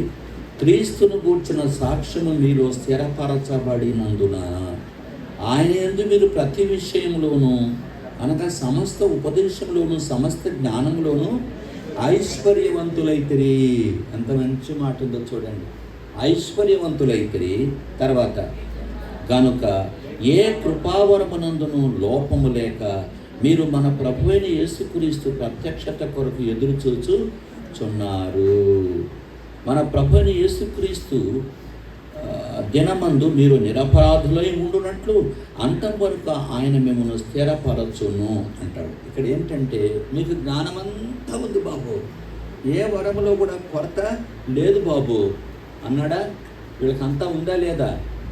మాట్లాడరా? అంతా ఉంది కదా. అంతా ఉందని ఈ సార్లకి ఏముందో చూస్తాం. 3వ అధ్యాయం చూడండి.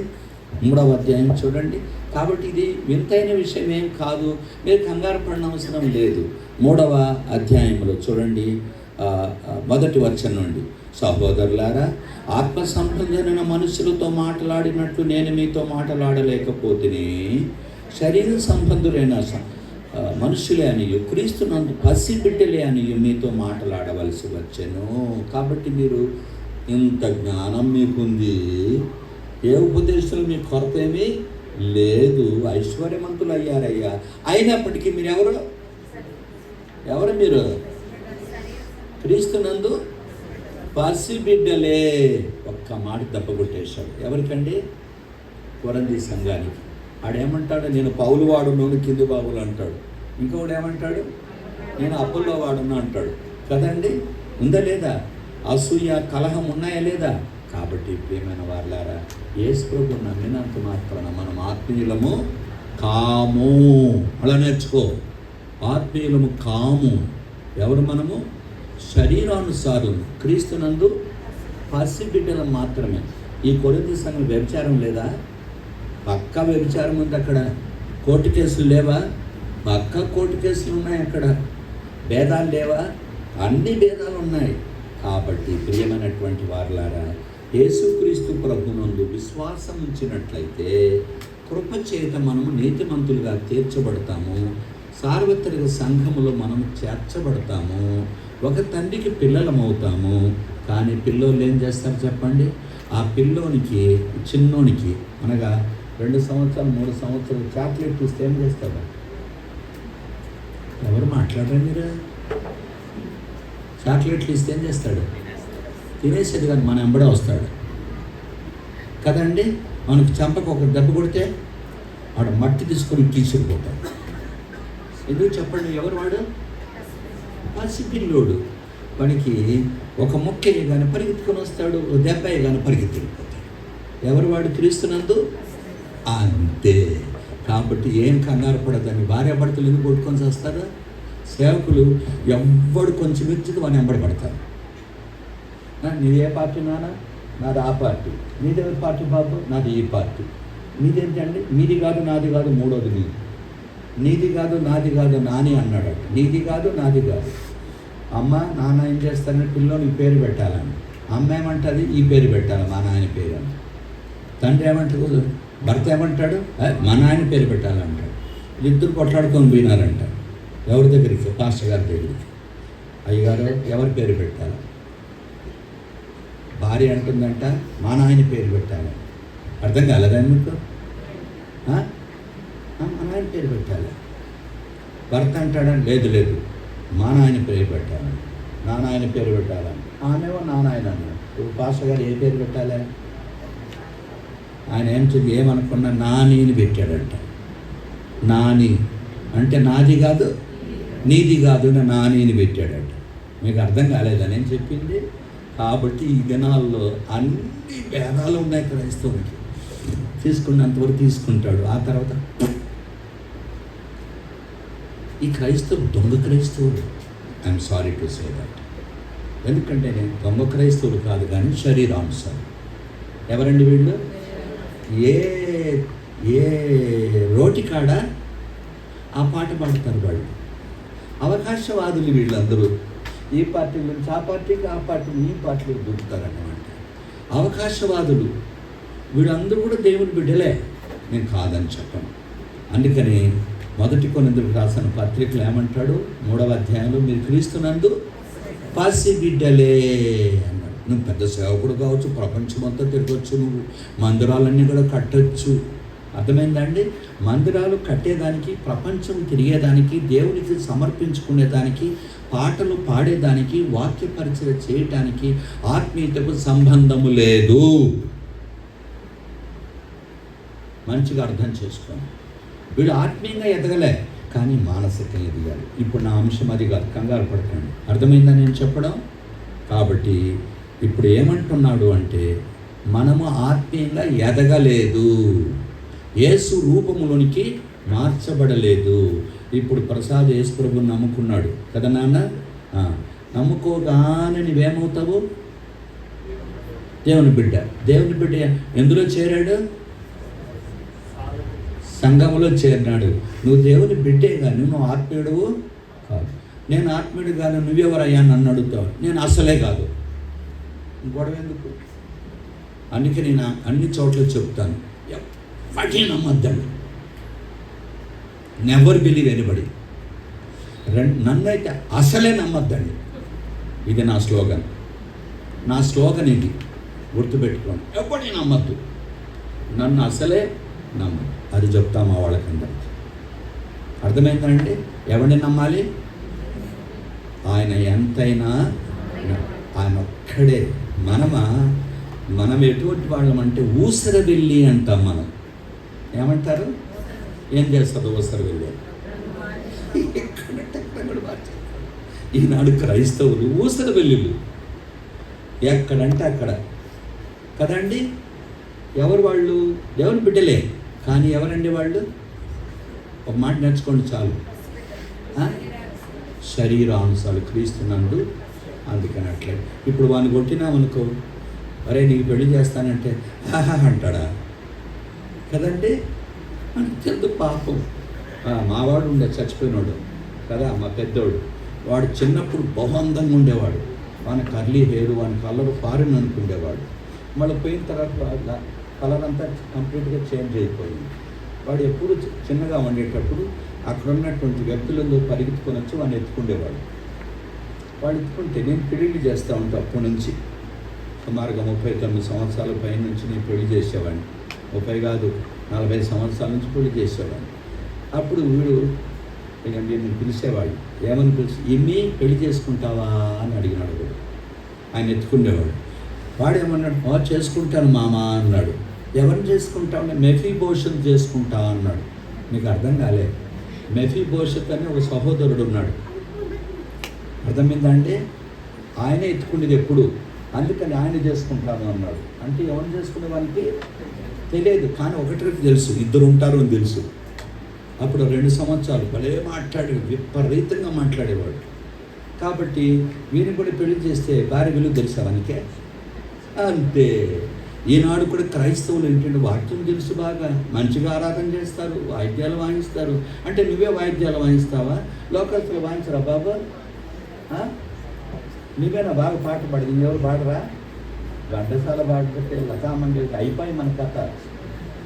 కాబట్టి గుర్తుపెట్టుకోండి ప్రియమైనటువంటి వాళ్ళారా, నేను ఇప్పుడు మీకు ఏం చెప్తున్నాను మీకు అంటే, ప్రసాద్ గారు ఎక్కడ చేరాడు? సార్వత్రిక సంఘంలో ఆత్మ ద్వారా ఎప్పుడో నమ్మినప్పుడే చేరిపోయాడు.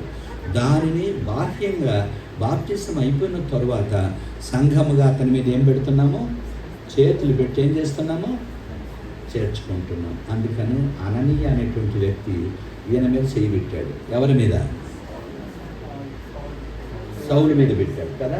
పెట్టి ఏమంటున్నాడు? సౌలా సహా ప్లస్ ఉదరుడు. ఏం సంధి? మీరంతా చాలా జ్ఞానవంతులు. గుణసంధి. గుణసంధికి నిర్వచనం ఏంటి? త్వరగా చెప్పండి. వీళ్ళంతా ఇంగ్లీష్ వాళ్ళు, వీళ్ళంతా తెలుగు వాళ్ళు కదా. అకారమునకు ఉకారమ. ఉకారం పరమన్నప్పుడు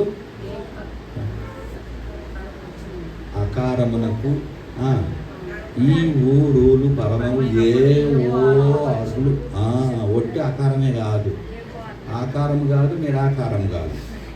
గుర్తుపెట్టుకోండి.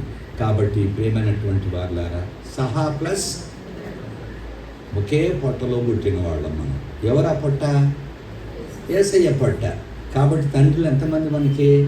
ఒక్కడే ఆత్మీయత అండి. ఆ గ్రహింపు కలిగి ఎలాంటి భేదము లేకుండా, కులము, మతము, ప్రాంతము, ఐశ్వర్యము ఇలాంటి భేదం ఉండకూడదు మనకు. అలాంటి భేదం ఎప్పుడైతే ఉందో, ఎవరన్నట్టు నువ్వు? ఎవరన్నట్టు? క్రీస్తునందు పసి బిడ్డ. అంతే. వాడిని తిట్టద్దు. వాడి పిల్లోడు పాపం, వాడిని ఎందుకు కొట్టాలి కదండి. ఇప్పుడు ఆ బిడ్డ ఏదైనా తప్పు చేస్తే ఒక పెద్ద కర్ర తీసుకొని కొట్టి జైలు వేస్తామా? మైనర్స్కి ఏం చేయరు? శిక్ష పెట్టరు. ఎవరికి పెడతారు? మేజర్గా పెడతారు కదండి.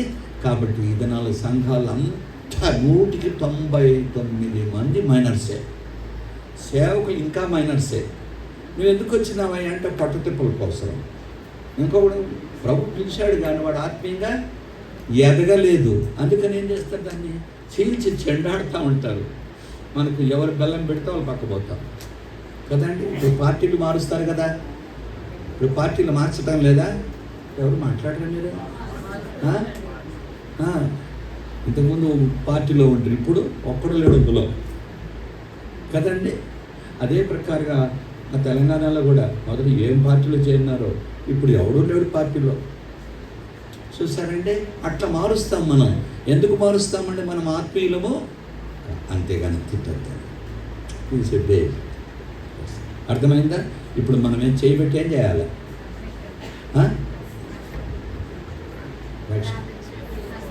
చేర్చుకోవాలి. చేర్చుకుంటాం. ఆత్మ ద్వారా చేర్చబడినటువంటి మన సహోదరుడు సాక్షార్థంగా సంఘపక్షముగా చేతులుంచి చేర్చుకొనుచున్నాము. ఒక తలంపే. దాంట్లో చాలా పెద్ద లోతైనటువంటి గ్రహింపులు ఉన్నాయి. అవి పెట్టుకుంటే మనకు టైం అయిపోతుంది కాబట్టి పెట్టుకోవచ్చు. ఒకటి అంటే ఒకటే. నా ముక్కుకు ఒక చీమ పుట్టిందనుకో, నా శరీరం అంతా ఏమంటుంది? ఆహా, నీకు బాగా పుట్టిందా, నీకు మంచి పుట్టిందా అంటుందా? ఏమంటుంది? శరీరం అంతా బాధపడుతుంది. అయ్యో చూడండి, ఇక్కడ పుడితే శరీరానికి అంత. అది ఏకత్వం, అది సంఘం. వాడు నిజమైనటువంటి ఆత్మీయుడు. ఇప్పుడు ఎవరికైనా హాని జరిగితే నా శత్రువుకు జరిగింది బాగా ఎందుకు అని అంటాము. అట్లా అనుకూడదు, ఎప్పుడు అనకూడదు. మనం ప్రేమించింది నేర్చుకోవాలి. ఎందుకంటే నా కాలుకు రోత అంటుకుంటే నా అవయవాలన్నీ రోత అంటుకుంటూ పో, కట్ చేయి అంటాయా? ఏమంటాయి? కన్ను చూస్తుంది, చెయ్యి ఏమంటుంది? నీళ్ళు తీసుకురా అంటుంది. ఇంకొక చెయ్యి ఏమంటుంది? నేను రుద్దుతానంటారు. ఎంత అద్భుతమైన సాహసం. ఇప్పుడు ఎవడికి ఉందంటే ఆ మనస్సు? నిన్ను కొట్లాడితే నీతో రాను, నిన్ను చంపుతా, నేను కేసేస్తాను, నిన్ను చేసేస్తాను. ఏమనుకున్నావు? రా బయటికి, ముక్కలు చేస్తా అంటారు. చూడండి ఎంత ఘోరమైనటువంటి వాళ్ళు. మళ్ళీ ప్రసంగాలు, దూత ప్రసంగాలు. అద్భుత ప్రసంగాలు ఇంకా ఒబ్బో. కాబట్టి నమ్మద్దండి. ఎవడు మంచిగా బోధ చేస్తాడు పక్కా మోసగాడు వాడే. ప్రసంగాలతో మోసం చేస్తారు, రకరకాల మోసం చేస్తారు. కాబట్టి ప్రియమైన వారులారా, నేనేంటంటే ఆ ఏకత్వం అనేటువంటి శరీరంలో ఉండే అవయవాలను అన్నీ కలిసి ఎలా సంతోషిస్తాయి, అన్నీ సంతోషిస్తాయి, దుఃఖపడితే అన్నీ దుఃఖపడతాయి కదా నాన్న. అట్లా ఉండి అది సంఘం. సంఘం అంటే మన సోదరుడు ఎవడైనా కొంచెం కష్టానికి గురి అయ్యాడనుకో, ఏదో ఒక ప్రమాదానికి డబ్బులు లేదనుకో, మన సంఘం నుండి మొత్తం అంతా కలిసి ఏం చేయాలంటే సహాయం చేయాలి. అంతేగాని వాడిని వాడికి వస్తాడు, మన మీద డబ్బులు కట్టాలి. ఏం సంఘం అయ్యా ఇది? ఏం సంఘం ఇది? కాబట్టి ప్రియమైన వారులారా, ఆ ఏకత్వం అనేది మనలో ఉండాలి. భార్యాభర్తలు కూడా ఏం చేస్తారు? నేను బుద్ధి లేక చేసుకొని నిన్ను అన్నాడు వాడు. అన్నాడు, నా కన్ను బాగుంటే నేను చేసుకునేవాడిని కాదు నేను అన్నాడు. అర్థం కాలేదండి? అట్లా అన్నాడు. ఈ భార్యను భర్త కూడా అన్నాడంట.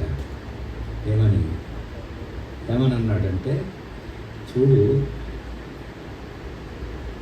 ఏం చూడు, ఏం చూడు ఆ ఇంటోడు నన్ను చూస్తున్నాడు అని. ఇక అర్థం కాలేదు. భార్య అనిందంట ఎవరితో? భర్తతో అనిందంట. ఏమని? వాడు నన్ను కిటికీలోంచి చూస్తున్నాడు అని. భర్త ఎట్లా పోవాలి? కొట్లాడికి పోవాలని వద్దా? ఇప్పుడు నా భార్యను చూస్తున్నా పోవాలని వద్దా? అప్పుడు ఈయనన్నాడంట, వాస్తవికాన్ని ముఖం చూస్తుంటే ఆయన కట్టన వేసుకుంటాడు అన్నాడట, నిన్ను చూడకుండా. మీకు అర్థం కాలేదు. నీ ముఖం చూస్తుంటే వాడు అసలు నిన్ను చూడకుండా ఏం చేస్తాడు? కిటికీనే మూసుకుంటాడు అన్నంట. వాడు ఎంత గ్రహింపుందో చూడు. ఎవరికి? భర్తకు. అది నువ్వు నేనైతే ఏమరా చూస్తావురా? ఎంత బుద్ధిహీనత కదా. ఆత్మీయంగా ఎదగాల ప్రియులారా. యేసు రూపంలోనికి మనం మార్చబడాలి. గుర్తుపెట్టుకోండి. అనవసరంగా మాట్లాడుకో. ప్రార్థన చేసుకున్నాం. ఇప్పుడు అర్థం ఏంటంటే, మనం అతన్ని ఏం చేస్తున్నాము? చేర్చుకొనుచున్నాం. సాక్షి. ఇది కూడా ఒక సాక్ష్యం. 3. ఒకటేంటి? బాప్టిజం సాక్ష్యం. రెండవది ఏంటి? హస్త నిక్షేపణ. మూడవది ఏంటి? బల. ఈ 3 సాక్ష్యాలు అంతే. ఇప్పుడు మనము ప్రసాద్ నిమిత్తం ప్రార్థన చేస్తాం. ఆ ముగ్గురు ఎవరినానా? మనం అందరము చేయి పెట్టచ్చు. ఏం వాళ్ళైనా పవిత్రులు, మేము కాదా పవిత్రులు కాదన్నా, సాక్షార్థంగా పెడుతున్నాం నాన్న. అంతేగాని మీరందరూ చేయి పెట్టారన్న స్థలం ఏమైనా దొరుకుతుందే? మీరందరూ చేయి పెడితే లోపలికి వెళ్ళిపోతాడు కదా. సాక్ష్యం అంటే 2 లేక 3 దేవుని వాక్య ప్రకారం. కాబట్టి వాళ్ళు 3 పెడితే ఎవరు పెట్టినట్టు? సంఘం పెట్టినట్టు. ఆ గ్రహింపులోనికి మనం రావాలి కదా. ఎప్పుడు మనం వెనకాల ఉండేది మంచిది. దేవుడు కనపడాలా? మనం కనపడకూడదు. దేవుడు కనపడాలి. నువ్వు కాదు కనపడేది, నేను కాదు కనపడేది. యేసు ప్రభువును చూడాలి మనలో, మన ద్వారా. అది నిజమైన క్రైస్తత్వం. గుర్తుపెట్టుకోండి. ఇప్పుడు పిలువనారా? సేవకులు సత్యవేదవంతులు రావులపాలెం రాజు గారు, అలాగే శాంసన్ సుధాకర్. కొంచెం దూరం పోండి. మీరు పెట్టారా? కొంచెం ఎన్నికపోండి. కొంచెం ఎన్నికపోండి. త్వరగా రానండి. ముందుకురా भाई, जरा पीछे जाओ.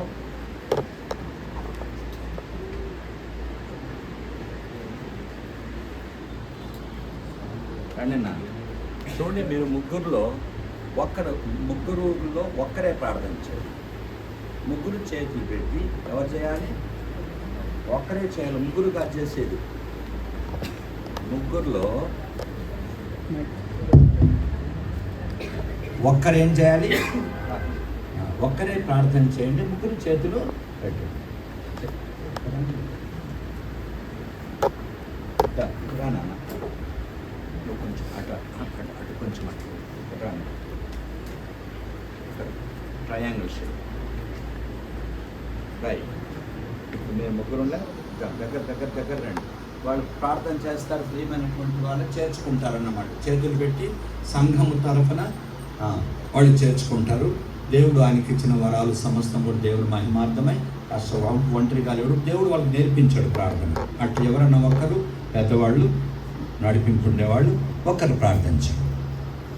ప్రియమైన తండ్రి, మమ్మల్ని ప్రేమించిన గొప్ప దేవ, భూమి మీద నరులను సృజించి ఈ సువార్త పిలుపు ద్వారా మానవుడి యొక్క స్థితి తనకు తెలియజేసి లోకములో నుంచి విడుదల పొందించి తనకు రక్షణ అనుగ్రహింపజేసి సంఘం అనేటువంటిది నీ యొక్క శరీరంలో వారిని చేరుస్తున్న నీ యొక్క ప్రేమను బట్టి నేను నామాన్ని స్తుతిస్తున్నాం, గణపరుస్తున్నాం.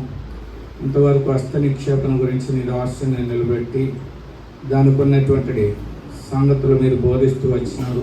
ఇది ఒక సాక్ష్యముగా నేను మరి మీరు తెలియజేసిన దాన్ని బట్టి స్తుతిస్తున్నాం, గణపరుస్తున్నాం. నేను మరి ఈ సమయంలో నేను మరి ప్రియుడు కూడా నేను మరి సంఘంలో చేర్చబడినటువంటి అనుభవంలోనికి మీరు తీసుకుని వచ్చిన నీ యొక్క ప్రేమను బట్టి నేను నామాన్ని ఇచ్చిస్తున్నాం, గణపరుస్తున్నాం. ఈనాటి మొదలుకుని సంఘానికి సాక్షార్థమైనటువంటి జీవితం కలిగి ఉండడానికి, నీకు సాక్షార్థమైనటువంటి జీవితం లోకంలో కలిగి ఉండగలగడానికి సహాయపడం.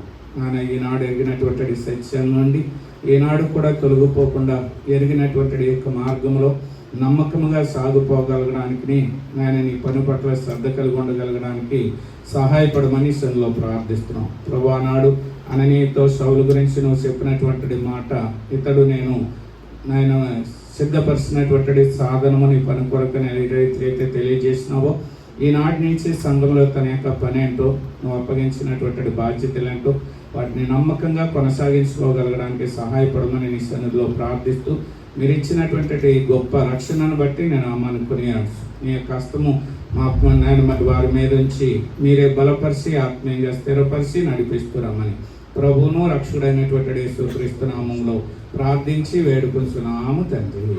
ఆమేన్. Right, thank you. ఇప్పుడు మనమందరం కూడా చేయబెట్టి ప్రార్థన చేసినట్టే అర్థమైందని. ఇద్దరు లేక ముగ్గురు ఒకరే చేస్తే అది వేరు, సందర్భం వేరు. గుర్తుపెట్టుకోండి. ఇప్పుడు ఆయన ఈ రోజు నుంచి ఆయన పేరేంటి ఏమనాలి? మనము మామ అనాలా, సహోదరుడు. నేను కూడా కొద్ది కాలం వరకు హెబ్రోన్లో ఉంటే అంత పెద్ద ఆయన నేను ఎప్పుడు చాలా క్లోజ్ ఉండేవాడిని భగత్ గారికి. ఎప్పుడు కూడా బ్రదర్ని పిలిచేవాడిని నేను. కానీ ఇప్పుడైతే నేను బ్రదర్ని పిలవను, అంకులను పిలుస్తా. పెద్దవాడిని దేవుని వాక్యం ఏమంటుంది? కందులుగా భావించనుంది. అప్పుడు నాకు తెలియదు బ్రదర్ అంటే పెద్ద గ్రేడ్ అది. అట్లా మేము చేసేవాళ్ళం. గుర్తుపెట్టుకోండి. కాబట్టి మనమందరం ఎవరో బ్రదర్స్ అండ్ సిస్టర్. పెద్దవాడిని మనమే కందులుగా భావిస్తాం. అందుకని ఆంటీ, అంకుల్ తప్పు లేదు. గుర్తుపెట్టుకోండి. ఇప్పుడు మీరు కొంచెం లేస్తే ఇక్కడ ఒక పాట పాడుకుంటూ కొంచెం ముందుకు రావాలి. ఇప్పుడు పిల్లలందరూ ముందుకు రండి నాన్న, ముందుకు రండి. Good children, very good children. ఇంకా ఇక్కడ కూడా కూర్చోండి నాన్న.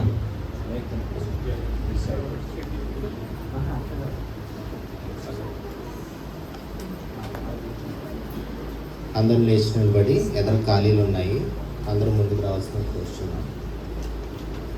ఈ సమయంలో సాంగ్ షీట్ నుంచి సాంగ్ నెంబర్ 6 పాడుకుందాం. మొదటి 2 చరణాలు పాడు.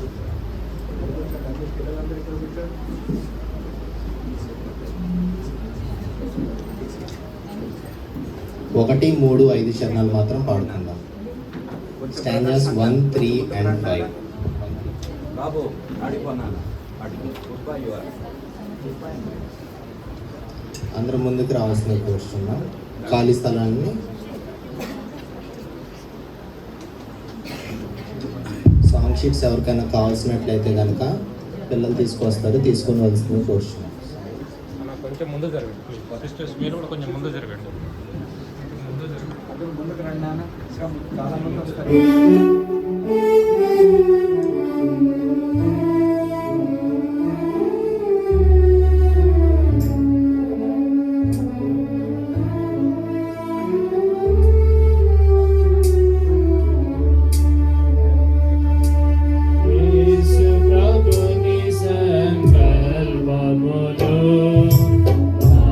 సంకల్పములు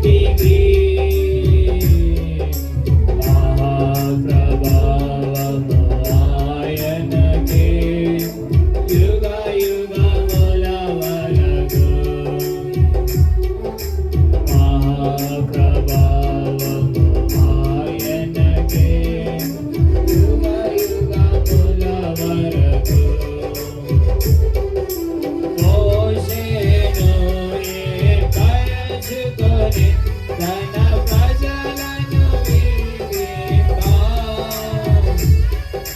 మోషేను ఏర్పరచుకొని తన ప్రజలను విడిపింపా. చేసెను గగన కార్యములు వారి మార్గములో. చేసెను గగన కార్యములు వారి మార్గములో. త్రోసినను నడిపించెను వారిని విసుగక తన త్రోవ. త్రోసినను నడిపించెను వారిని విసుగక తన త్రోవ. యేసు ప్రభుని సంకల్పములు మారవు ఎన్నటికీ. మహాప్రభావము ఆయనకే యుగ యుగముల వరకు. మహాప్రభావము ఆయనకే యుగ యుగముల వరకు. మందిరవాణి అంతయును సంపూర్ణము చేయగనే. మందిరవాణి అంతయును సంపూర్ణము చేయగనే. సుందరముగను గమేగము గుడారమును గమే. సుందరముగను గమేగము గుడారమును గమే. మందిరమంతయు యెహోవా తేజస్సుతో నిండె. మందిరమంతయు యెహోవా తేజస్సుతో నిండె. యేసు ప్రభుని సంకల్పములు మారవు ఎన్నటికీ. మహాప్రభావము ఆయనకే యుగ యుగముల వరకు. మహాప్రభావము ఆయనకే యుగ యుగముల వరకు.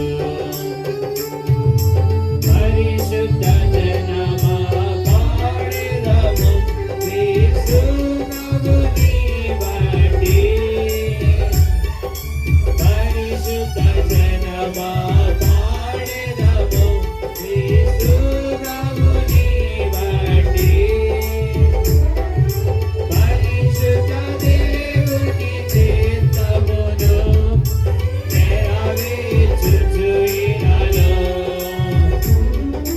పరిశుద్ధ దేవుని చిత్తమును నెరవేర్చుచు ఇలాలో. నిరతము మహిమా స్తుతి ఘనత చెల్లించెదమెప్పుడు.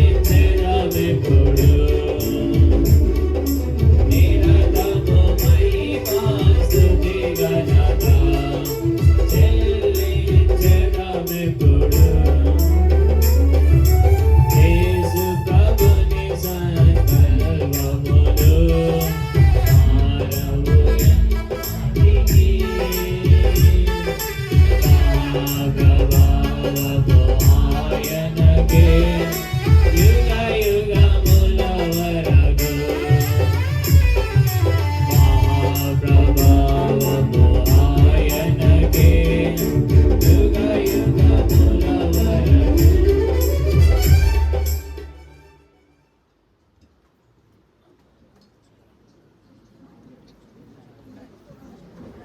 గమనించండి, మనము ఇప్పుడు బాప్తిసాన్ని గురించినటువంటి విషయం మానవ హద్దుబాట్లతో కొంతవరకు మనము చూసాము. సహోదరుడు ఇంక ఒంటరిగా లేడు. సార్వత్రిక సంఘము అనే శరీరంలో తాను కూడా ఒక అవయవమయ్యాడు. అన్నిటిలో కూడా మనతో కూడా ఆయన పాలి భాగస్థుడు అనే గ్రహింపు కలిగి ఆయన జీవించాల్సి వస్తుంది. ఏనానా రేపు పెళ్లి చేసుకునేటప్పుడు ఎవరు చేసుకుంటారు? రేపు పెళ్లి చేసుకునేటప్పుడు ఏ కులం వాళ్ళు చేసుకుంటారు? అంతేనా? భేదం లేదు. Very good. చూస్తాం ఆ రోజుకి. ఇప్పుడు అందరూ అట్లే చెప్తారు కదండి. అప్పుడు ఏమంటారు చూసిన మా అమ్మ మా నాయన కోసం అని చెప్పని అడుగుతున్నాను అంకుల్ అంటారు. చూడాలి మరి ఇప్పుడు ఎట్లా నిలబడతారు. ఉన్నారా మమ్మీ డాడీ కూడా? వెరీ గుడ్, సంతోషం. చూస్తాం అమ్మా, తర్వాత చూస్తాం తల్లి. రైట్. ఇప్పుడు మనం దేవుణ్ణి ఆరాధించడానికి వెళ్తాం. మొట్టమొదటిగా ఆరాధన చేయక మునుపు మరి దేవుని యొక్క దాసురాలు క్లిమెంట్ గారి యొక్క మిస్సెస్ గారు తాను కొద్దిగా సాక్ష్యం ఇస్తారు. సాక్ష్యం ఇచ్చిన తర్వాత మనము జస్ట్ ఓకే వచనాలు కొన్ని చూసుకొని ఆరాధనకు వెళదాం. ఎలా దేవుడు వాళ్ళకి సహాయపడుతూ వచ్చాడు, ఎలాంటి పరిస్థితులు గుండా బిడ్డలు వెళుతూ వచ్చినారు. ఈనాడు ఈ ప్రకారం ఉందంటే నాకు ఉన్నటువంటి గ్రహింపు చొప్పున ఈ బిడ్డను దేవుడు దైవజనురాలు దేవుని సన్నిధిలో ఉన్నటువంటి ఎలీషా గారు అనగా శ్రీమతి శ్రీ ఎలీషా గారు వారి ప్రార్థన. ఆయన చాలా దీనుడు, చాలా నమ్మకస్తుడు. నాకు తెలుసు ఆయన పెద్ద ఆయన, నేను చాలా చిన్నవాడిని. అయినప్పటికీ కూడా ఆయన ఇచ్చే మర్యాద ఎటువంటి మర్యాద అంటే అటువంటి మర్యాద ఇచ్చాడు. దేవుడు గంపడి పిల్లల్ని ఇచ్చాడు ఇశ్రాయేలు జనాంగం ఇచ్చినట్టుగా. చాలామంది ఏమనుకుని ఇంతమంది కన్నారా అంటారు, కానీ ఆ బిడ్డలందరూ దీవించబడి ఇప్పుడు వాళ్ళు ఎంతగా వర్ధిల్లినారంటే అంతగా వర్ధిల్లినారు. ఎవరైనా ఒకరినే కానీ ఇద్దరినే కానీ అంటే వాళ్ళు పూర్ ఫెలోస్ అంటా నేను. చాలామంది ఏమంటారు, ఒకటంట ముద్దంట, రెండంట హద్దంట, మూడంట వద్దంట, నాలుగంట గుద్ది సంపంట. ఏం పిచ్చోళ్ళయా, ఏం పిచ్చోళ్ళు మీరు. దేవుని వాక్యానికి లోబడేవాడు కాదు, విశ్వాసం ఉండేవాడు కూడా కాదు. ఒట్టి మాటలు చెప్పకండి. దానికి నేనేమంటానంటే మన ముస్లిం సహోదరులకున్న విశ్వాసం కూడా మనకు లేదు. మీకు చెప్పమంటే బోల్డ్ చెప్తా నేను, ఏం కంగారు పడకండి. అర్థమైంది కదా? కాబట్టి దేవుడు వాళ్ళని ఆశీర్వదించినాడు. అందుకని దేవుని వాక్యం ఏమంటుందంటే అబ్రహాము మృతి పొందిన తరువాత ఇస్సాకు ఆశీర్వదించబడి ఉంది. ఆ రీతిగా దైవాన్ని తీసుకున్నారు. క్లిమెంట్ విషయంలో కూడా వాళ్ళ అన్నదమ్ములు, వాళ్ళ తల్లిదండ్రులు భక్తి కలిగినటువంటి వాళ్ళు, వాళ్ళు దేవుని సేవించినటువంటి వాళ్ళు. ఆ భక్తి కలిగిన తల్లిదండ్రుల కుమారుడు క్లిమెంట్. దైవ సంకల్పమైంది. సలోమిని తను కూడా జతపరిచినాడు దేవుడు.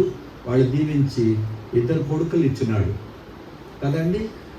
ఈ బిడ్డలు తండ్రి గారు తదనంతరం ఆశీర్వదించబడ్డారు. యథార్థవర్తనుడు నీతిమంతుని పిల్లలు తదనంతరము ధన్యులగుదురు. దేవుడు వాస్తవంగా ధన్యులుగా చేశాడు. ఆయన ఈ స్థలాన్ని దేవుడు ఇచ్చినటువంటి కృప చొప్పున పునాది వేసుకొని మొట్టమొదటి ఇల్లు కట్టుకొని ఆ తర్వాత దేవుని సేవించడానికి ఈ నిర్మాణాన్ని నిర్మించుకున్నారు. దీని విషయంలో చాలామంది ప్రార్థించినారు. వారు కూడా పాలు పంపులు పొందారు కూడా, ఇటువైపున అటువైపున. ఇప్పుడు సలోమే సిస్టర్స్ కాదు, లేకుంటే ఏమంటారు బావలు కాదు, మర్దులు కాదు, వీళ్ళందరూ కూడా ఆయా పరిశుద్ధులు, సంఘానికి వచ్చేవాళ్ళు, నెలవర్లు, తెలిసిన వాళ్ళు. వాళ్ళు చేతనైనంత వరకు వాళ్ళు సహాయపడ్డారు. ఆర్థికంగా వాళ్ళు ప్రార్థించినారు, సహకరించినారు. ఈ స్థాయికి అది వచ్చింది. ఇది ఒక్కరి ద్వారా కలిగింది కాదు. అందుకని దాసురాలు కూడా కొద్దిగా సాక్ష్యం ఇస్తారు, ఎలా దేవుడు మాకు సహాయం చేసినాడు అని చెప్పి. ఇది అంతా కూడా దేవుని కృప, పరిశుద్ధులందరి ప్రార్థన, వారి యొక్క సమర్పణ, వారి యొక్క సహకారం ద్వారా ఈరోజు మనం ఈ మందిరంలో ఉన్నాం. అందుకని దేవునికి మనం ఏం చేయాలి? వందనాలు చెప్పాలి, వందనాలు చెప్పాలి. మొట్టమొదటిగా దేవుడు చేసిన దాని కొరకు, అంటే రక్షణ కార్యం కొరకు దేవుని స్తుతి. మొట్టమొదటి రక్షణ కార్యం నీలో నాలో జరిగింది. తర్వాత రెండవదిగా దేవుడు ఈ స్థాయికి ఈ యొక్క ఆలయం వచ్చినట్లుగా సహాయపడినందులకు సమర్పించుకున్న వారు, సహకరించిన వాళ్ళు, ప్రార్థించిన వాళ్ళు చాలామంది ఉన్నారు ఇక్కడ. వాళ్ళ పేరు చెప్పుకుంటాను, నాకు సమయం లేదు, నాకు ఎవరెవరికి ఇచ్చారో నాకేం తెలుసు. కాబట్టి మనము దేవునికి మనం వందనాలు చెప్పుదాం. క్లుప్తంగా ఇటువైపున ఒక నలుగురు, ఇటువైపున నలుగురు, అంతమంది చాలు, ఎక్కువ మంది అవసరమేం లేదు. గుర్తుపెట్టుకోండి, వాళ్ళతో మనం ఆమెనంటే అర్థం ఏంటి? ఏకీభవించినట్లు అవుతాం. టైం మనం అడ్జస్ట్మెంట్ చేసుకుందాం. సరే, తనకు ఒకటి దగ్గర పెట్టిన ఆయన కింద పెట్టు, ఇక్కడ రారా.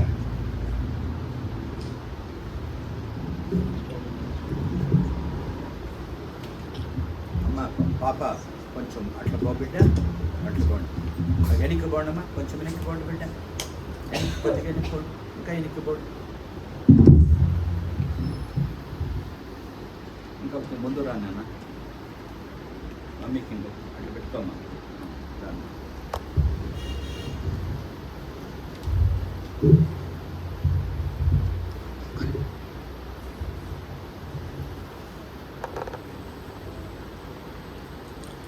ప్రభైన యేసుక్రీస్తు ప్రభు వారి శ్రేష్టమైన నామంలో దేవునికి వందనాలు. చేరువచ్చిన మీకు అందరికీ కూడా నా వందనములు. ఇది నాన్న ఈ రీతిగా చేరి రావడానికి దేవుడిచ్చిన కృప, దేవుడు చేసిన కార్యాలు.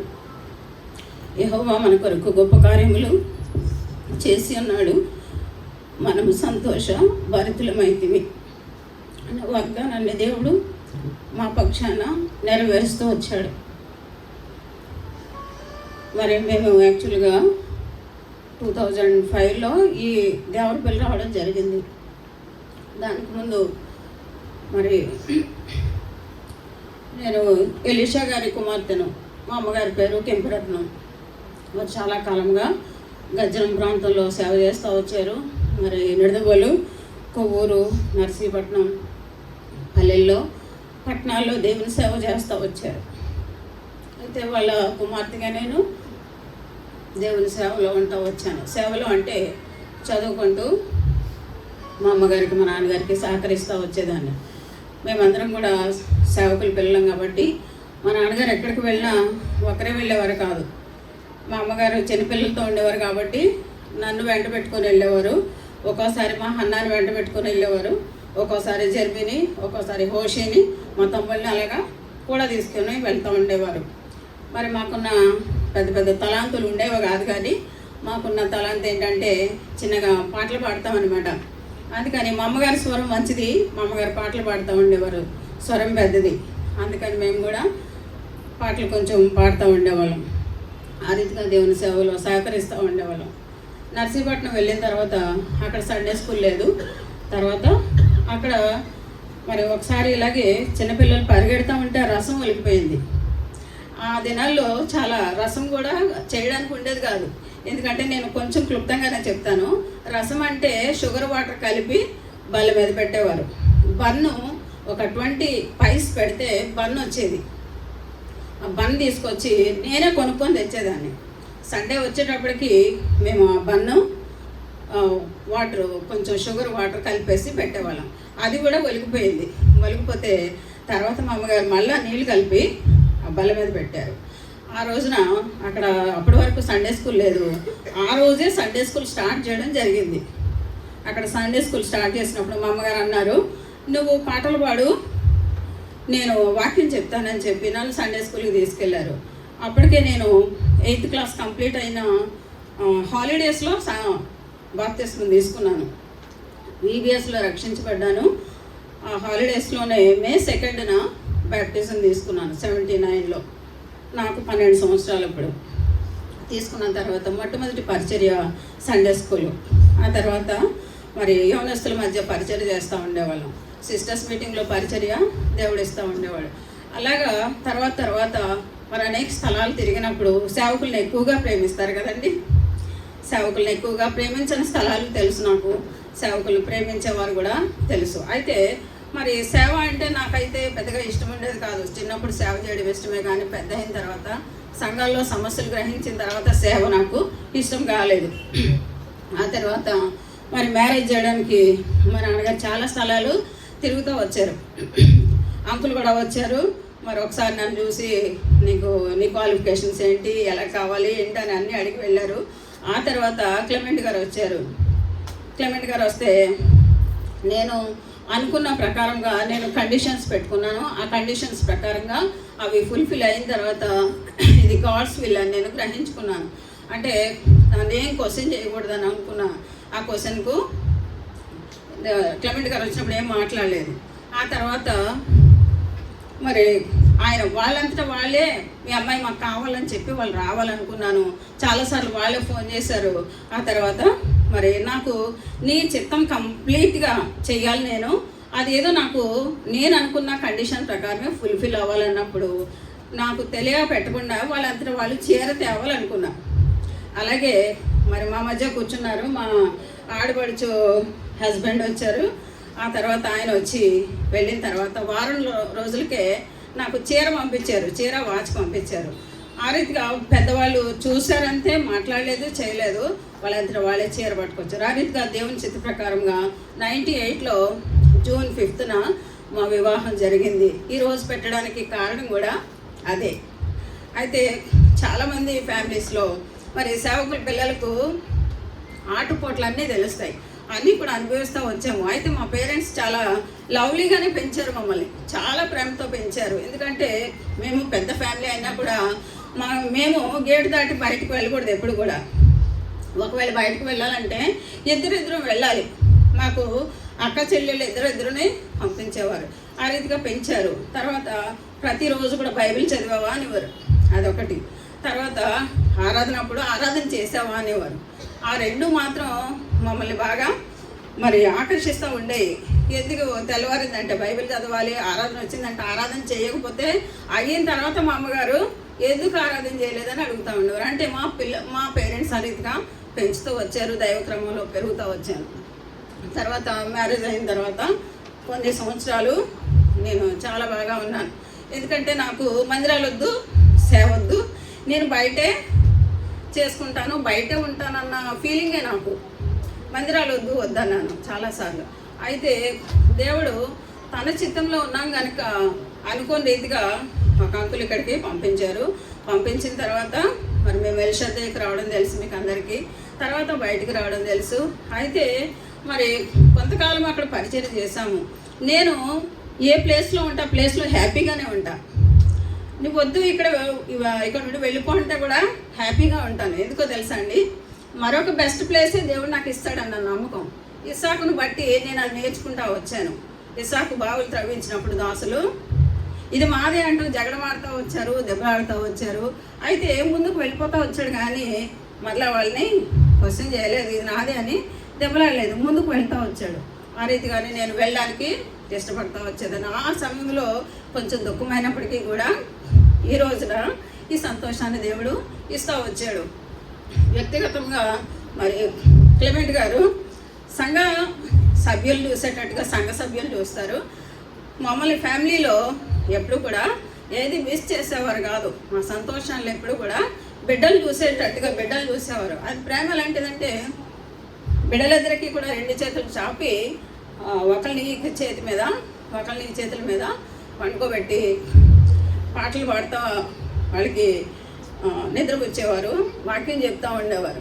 ఆ రీతిగా భక్తిలో పెంచారు. ఉదయాన్నే మరి మాకు కుటుంబ ప్రార్థన అయిన తర్వాత స్కూల్కి రెడీ చేసిన తర్వాత ఇద్దరం రెడీ చేసేవాళ్ళం. ఒకరికి తినిపిస్తే ఇంకొకరికి తినిపిస్తే ఆ రీతిగా మేము పెద్దల్ని సిద్ధం చేసుకునేవాళ్ళం, బస్ ఎక్కించేవాళ్ళం, ఇవన్నీ కూడా చదివించాం. తర్వాత వెళ్ళేటప్పుడు వాళ్ళకి కంపల్సరీ ఒక వాక్యం చదివి వాళ్ళకి వినిపించేవారు. వాళ్ళు మళ్ళీ చెప్పాలి, అప్పుడు స్కూల్కి పంపించేవారు. ఆ రీతిగా చిన్న గారంతో మమ్మల్ని చూస్తూ వచ్చారు. నాకు కూడా నా సంతోషాన్ని ఏది కూడా మిస్ చేసేవారు కాదు. ఎక్కడ చూసినా మేమిద్దరం ఫంక్షన్కి పిలిచినా నా ప్రక్కనే కూర్చొని భోజనం చేయడానికి ఆయన ఇష్టపడేవారు. ఆ రీతిగా మరి ఎక్కడికి వెళ్ళినా నువ్వు ఉంటే నాకు నిండుగా ఉంటుందమ్మా నా బండి అనేవారు. మా అత్తగారు కూడా అదే పలికేది, నువ్వు ఉంటే సిస్టర్స్ అందరూ వాళ్ళ కంప్లైంట్స్ నీకు చెప్పుకుంటారు, అందుకని మన ఇద్దరం కలిసే వెళ్ళాలి అనేవారు. ఆ రీతిగా ఈ గ్రామంలో మేము సేవ చేస్తూ వచ్చాము. మరి దీంట్లో 2 స్థలాల్లో ఉంటా వచ్చాము. దేవుడు సహాయం చేస్తూ వచ్చాడు, బలహీనతల్లో సహాయం చేస్తూ వచ్చాడు. తర్వాత మరి ఈ స్థలానికి రావడానికి దేవుడు ఈ స్థలం ఇచ్చాడు. అంకుల్ మా వివాహం చేశారు. తర్వాత ఈ స్థలానికి శంకుస్థాపన చేశారు. తర్వాత 2005లో 2020లో ఇంకా నేను దేవరపల్లి రాను, మందిరం వద్దు, ప్రజలు వద్దు, దేవుని సేవ వద్దు అనుకొని నా మనసులో చాలా వేదన ఉండేది. అయితే 3 months నేను హైదరాబాద్లో ఉన్న తర్వాత ఎప్పటికైనా గృహం చేరాలి కాబట్టి మరి ఇక్కడికి మా బ్రదర్కి బలహీనత వచ్చింది, నాకు బలహీనత వచ్చింది, హాస్పిటల్లో ఉన్నాము. తర్వాత ఇక్కడికి వచ్చాము. తర్వాత 3 months వచ్చిన తర్వాత నన్ను పరామర్శించడానికి అంకుల్స్ ఆంటీస్ చాలామంది వచ్చారు. అయితే ఒక దైవజాని కుమారుడు వచ్చాడు, జోన్ అన్న వచ్చారు, వాళ్ళ మిస్సెస్ ఇద్దరు కలిసి వచ్చారు. మాట్లాడి వెళ్తూ ఇది పైన ఉందమ్మా అన్నారు. ఇది పైన వేసేసారా అంటే బ్రదర్కి అప్పటికే పైన షెడ్లా వేసేద్దామని అన్నారు. అంటే షెడ్ వద్దండి, స్లాబే వేసుకుందాం నెమ్మదిగా అన్నాను. నేను ఏ పని కూడా నాకు చెప్పకుండా చేసేవారు కాదు. ఒకవేళ ఫస్ట్ దేవుని మందిరానికి ఖర్చు పెట్టండి అని ఒక సిస్టరు, నర్సాపురం సిస్టరే వచ్చి ఒక 1000 రూపీస్ బ్రదర్ చేతిలో పెట్టారు. అమ్మ స్థలానికి ఇది ఇచ్చారు అని చెప్పారు. మరలా ఇంకొకసారి ఒక బ్రదరు 20,000 ఇచ్చారు. అంటే నేను కొద్దిగానే చెప్తాను. ఇచ్చిన తర్వాత బ్రదర్ వెంటనే నన్ను రూమ్లో పిలిచి, ఆయన ఎప్పుడు కూడా మోకాళ్ళ మీదే ఉండేవారు, ఎవరైనా వస్తే పిలవాలి, లేదంటే 7:30కి ఆయన భక్తి అంతా క్లోజ్ చేసుకున్నాక బయటకు వచ్చేవారు. ఈ లోపల ఎవరైనా వస్తే కొంచెం స్లోగా పిలవాలి. ఆ రీతిగా ఒక బ్రదరు నాకు 20,000 ఇచ్చారని ఆ రూమ్లోకి పిలిచి, అమ్మ మందిరానికి ఇది దేవుడు ఇచ్చాడు మరి అని చెప్పారు. ఆ చెప్పిన తర్వాత 20ని పట్టుకొని మేము స్థలం చాలా చోట్ల చూస్తూ వచ్చాము. అయితే ఒక సహోదరి దగ్గరలోనే ఉండేది, ఆ సహోదరి ఒక సహోదరుడు ఇక్కడ స్థలం ఉందని చెప్పారు. ఆ తర్వాత మరి మాకు దేవుడు కొంత అమౌంట్ ఇచ్చాడు. ఏంటంటే పిత్రార్జితాన్ని కొంత అమౌంట్ ఇస్తే అది కొంచెం బ్యాంకులో వేసుకొని ఉన్నాము. అది ఖర్చు పెట్టకుండా మందిరానికి ఖర్చు పెట్టాలని చెప్పి బ్యాంకులో వేసుకొని ఉంచాము.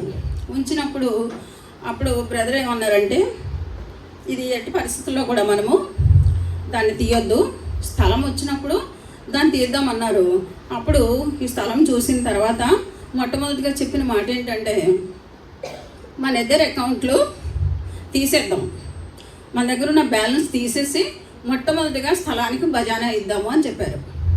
చెప్పినప్పుడు సరే అని చెప్పి ఇద్దరివి కూడా అకౌంట్స్ క్లోజ్ చేసేస్తాం. మేము ఫిక్స్డ్ డేస్ని క్లోజ్ చేసి ఈ స్థలానికి మేము అడ్వాన్స్ ఇచ్చాము. 2 స్థలాలు కొన్నాము. ఇచ్చిన తర్వాత మరి కొంతకాలానికి తర్వాత దేవుని బిడ్డల సమర్పణ ద్వారా అది క్లియర్ అయిపోయింది. ఈ స్థలానికి ఇవ్వాల్సిన అమౌంట్ ఇచ్చేస్తాము. ఇచ్చిన తర్వాతే మరి ఇది శంకుస్థాపన ఓపెనింగ్ చేయడానికి అంకుల్ని పిలిచామన్నమాట. ఆ రీతిగా ఈ స్థలం సిద్ధపరచబడింది. తర్వాత మరి రూమ్స్ ఏర్పాటు చేసిన తర్వాత ఈ పై విషయము ఒక అన్న వచ్చాడని చెప్పాను కదా, ఆయన మరి పైన ఉందా మందిరం అంటే, అన్న ఇవేంటి ఊసలు పై వరకు కట్టించేశారు బ్రదరు. పై వరకు ఊస పెట్టించేసి పిల్లర్స్ వేసి దాని మీద షెడ్ వేద్దాం అనుకున్నాం, షెడ్ రూపంలో. అయితే బ్రదరు ఊస ఏర్పాటు చేసేస్తారు పై వరకును. ఆ అన్న వచ్చి అన్నాడు, అమ్మ ఊస అలా ఉంటే పాడవుతుంది అని చెప్పారు, మీరు పిల్లర్స్ అన్నా లేపేయండి అన్నారు. అంటే నేను ప్రార్థన చేస్తూ వచ్చాను, ప్రభా ఇలాంటి పరిస్థితుల్లో నేను మందిరమేం కడతాను, సంఘమేం చూస్తాను, పిల్లల్ని ఎలాగా చూస్తాను నేను అని చెప్పి మరి ప్రార్థన చేస్తూ వేసిన ఊస పాడు కాకూడదు. దైవజనుడు ఎంతో ప్రయాసంతో మరి ప్రతి ఉదయాన్నే వచ్చి ఇక్కడే ప్రార్థన చేసేవారు, ప్రతి సాయంత్రం ఇక్కడే వచ్చి ప్రార్థన చేసేవారు. పని వాళ్ళు వస్తే కూడా ఆయన మరి టీ తెచ్చేవారు, బిస్కెట్లు తెచ్చి ఏదైనా 3 గంటలు కూడా స్నాక్స్ తెచ్చి వాళ్ళకి ఇచ్చి మళ్ళీ నాకు తెస్తూ ఉండేవారు. అలాగా పని అంటే చాలా శ్రద్ధగా చేయిస్తూ వచ్చారు. అయితే ఈ పైన పని పాడు కాకూడదని ఈ పెట్టిన ఓస్ అంతా కూడా అది క్లోజ్ చేసి పిల్లర్స్ వేసేయాలని ప్రార్థన చేస్తూ వచ్చినప్పుడు, నీవు పని పూనుకొనుము అని వచ్చింది. పని పూనుకొనుమని స్పెషల్గా నేను నా వాగ్దానం తీసుకున్నాక మందిరం కొరకే వాగ్దానం తీశాను. ప్రభా మందిరం విషయంలో నీ ఏర్పాటు ఏంటని వాగ్దానం చేసినప్పుడు కాబట్టి నీవు పని పూనుకొనుము అని వచ్చింది. వస్తే నాకైతే మనసులో కలవరంగానే ఉంది. నేను శారీరకంగా ఎంతో కృంగిన పరిస్థితి. అయితే మందిర విషయం నేను పూనుకుంటే నేను పిల్లర్సే వేయించగలనా, స్లాబే వేయగలనా, నేను ఏం చేయగలను ప్రభు అంటూనే మరి ప్రార్థన చేసి చిన్న చిన్న అమౌంట్లు వస్తే మరి దేవుడు ఒక వాగ్దానం, నేను పర్సనల్గా బైబిల్ చదువుకుంటా ఉన్నప్పుడు నీతిని బట్టి పర్వతములు చిన్న కొండలు ప్రజలకు నెమ్మది పుట్టించిన అని వచ్చింది. నీతిని బట్టి కొండలు ప్రజలకు నెమ్మది పుట్టించడం ఏంటి ప్రభు అని ప్రార్థన చేసుకొని సరే దీని విషయంలో ముందుకు వెళ్దామని చెప్తా వచ్చాను. ఆ రీతిగానే దేవుని బిడ్డలు కూడా సమర్పించుకుంటూ వచ్చారు. మరి పిల్లర్స్ వేయడం జరిగింది. ఒకసారి ఈ పైదాని కొరకు ప్రార్థన చేస్తూ వచ్చాము. ప్రభు ఒక్కొక్క ద్వారం తెరుస్తూ వచ్చాడు. మరి పని వాళ్ళు పని చేస్తూ ఉన్నప్పుడు వాళ్ళకి అమౌంట్స్ చక్కబెడతా రావాలి. మరి కొద్ది అమౌంట్లే ఉన్నప్పటికీ కూడా దేవుడు ఎంతో సహాయం చేస్తూ వచ్చారు. పైన స్లాబ్ కొరకు మరలా నా దగ్గర ఉన్న చిన్న అమౌంట్ 1,00,000 రూపాయలు మాత్రం ఉంది. దాంతో నేను ముందుకు వెళ్ళాలనుకున్నాను. మరొక సహోదరుడు తెచ్చి మరలా 20,000 ఇస్తే ఇంకా కొంచెం బలం వచ్చింది. పిల్లలు కూడా ప్రతి ఒక్కరు కూడా మరి పార్టిసిపేట్ చేస్తూ వచ్చారు. అదే అనుకున్నాను నేను అప్పుడు, నీతిని బట్టి పర్వతాలు చిన్న కొండలు నెమ్మది పుట్టిస్తాయని. అప్పుడు స్లాబ్ వేయడం జరిగింది. నేను అనుకున్నాను స్లాబ్ వేసిన తర్వాత ఒకవేళ ఫ్యాన్స్ లేకపోయినా కిటికీలు లేకపోయినా విసురుకుంటానైనా మందిరంలోకి వెళ్ళిపోవాలి అనే ఆశ నాలో వచ్చింది.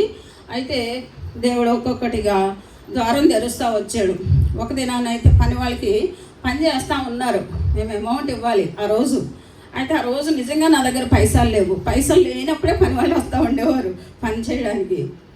ప్రభా ఏం చేయాలి ఇప్పుడు అని నేను మార్నింగ్ ఇంట్లో వంటగదిలో పని చేసుకుంటూనే ప్రభా వీళ్ళని చక్కబెట్టడానికి సహాయం చేయమని ప్రార్థన చేశాను. నా చిన్నప్పుడు మరి వాదాలగుంట నుండి ఒక అన్నయ్యలు ఒక అంకుల్ వాళ్ళు వచ్చేవారు. వాళ్ళు వస్తూ ఉన్నప్పుడు వాళ్ళ అక్క పిల్లలు కూడా వస్తూ ఉండేవారు. మరి కొంతమంది 2 బామ్మర్దులు వస్తూ ఉండేవారు మందిరానికి. సడన్గా ఆయన నన్ను, బహుశా మా పిల్లలు ఉన్నారు కదా ఆ వయసులో నన్ను చూసుంటారు. అయితే పెద్ద అయిన తర్వాత క్లెమెంట్ గారిని చూశారు, పరిచయకి వెళ్ళారు అక్కడికి. అయితే ఆయన ఫోన్ చేశారు. ఆ ఉదయం నేను పని వాళ్ళకి చక్కబెట్టాలి, ఆ రోజు అమౌంట్ ఇవ్వాలి కాబట్టి ప్రార్థన చేస్తూ ఉంటే సడన్గా ఆ సహోదరుడు ఫోన్ చేసి, అమ్మ మీరు దేవరపల్లిలోనే ఉన్నారా, మీరు ఎలీషా గారు పాపేనా, క్లెమెంట్ గారు మిస్సెస్సేనా, సరే మీ అమౌంట్ మీ అకౌంట్ నెంబర్ పంపించండి నాకు అన్నారు. నాకు తెలియదు, నేను ఎప్పుడూ చిన్నప్పుడు చూసిన వ్యక్తి. అయితే ఆ రోజు అమౌంట్ పంపించగానే మేము వాళ్ళకి చక్కబెట్టాము. ఆ రీతిగా దేవుడు ఎన్నోసార్లు సహాయం చేస్తూ వచ్చారు. ఇక మేము ఈ కిటికీలు అంటే ప్రతి దానికి కూడా 1,00,000, 1,50,000 ఇలాగ అందరినీ కూడా పిలవడం, మేము చూపించడం, ఎస్టిమేట్ చేయడం జరిగింది. ఆ రీతిగా సహాయం చేస్తూ వచ్చాడు దేవుడు. మళ్ళీ తర్వాత కంప్లీట్ చేయడానికి కూడా దేవుడు ఆ రీతిగానే సహాయపడి కృప చూపిస్తూ వచ్చారు. ప్రతి పైసా కూడా దేవుడు మాకు ఇచ్చిన అమౌంట్ ప్రతిదీ కూడా దేవుని మందిరానికి ఖర్చు పెట్టడానికి ఇష్టపడతా వచ్చాము. ఆ రీతిగానే దేవుడు ఇవన్నీ కూడా కంప్లీట్ చేయడానికి సహాయం చేస్తూ వచ్చాడు. ఆ రీతిగానే మరి క్లెమెంట్ గారు కూడా ఎంతో ప్రేమతో మా కుటుంబంలో మా కుటుంబీకుడిగానే మా అక్క చెల్లెళ్ళు అందరితో కూడా మరి కలిసిమెలిసి ఒక ఫ్యామిలీ మెంబర్గా ఉంటా వచ్చారు, ప్రేమ చూపిస్తూ వచ్చారు. నేను ఏదైతే ఆశిస్తూ వచ్చానో ఆ రీతిగా ఆయన నెరవేరుస్తూ వచ్చాడు. దేవుడు మాకు ఇచ్చిన బిడ్డలు 2, అయితే దేవుడు వాళ్ళని పెంచుతూ వచ్చాడు, పోషిస్తూ వచ్చాడు. సకాలంలో రక్షించబడ్డారు, బాప్తిస్మ సాక్ష్యం కలిగి ఉంటా వచ్చారు.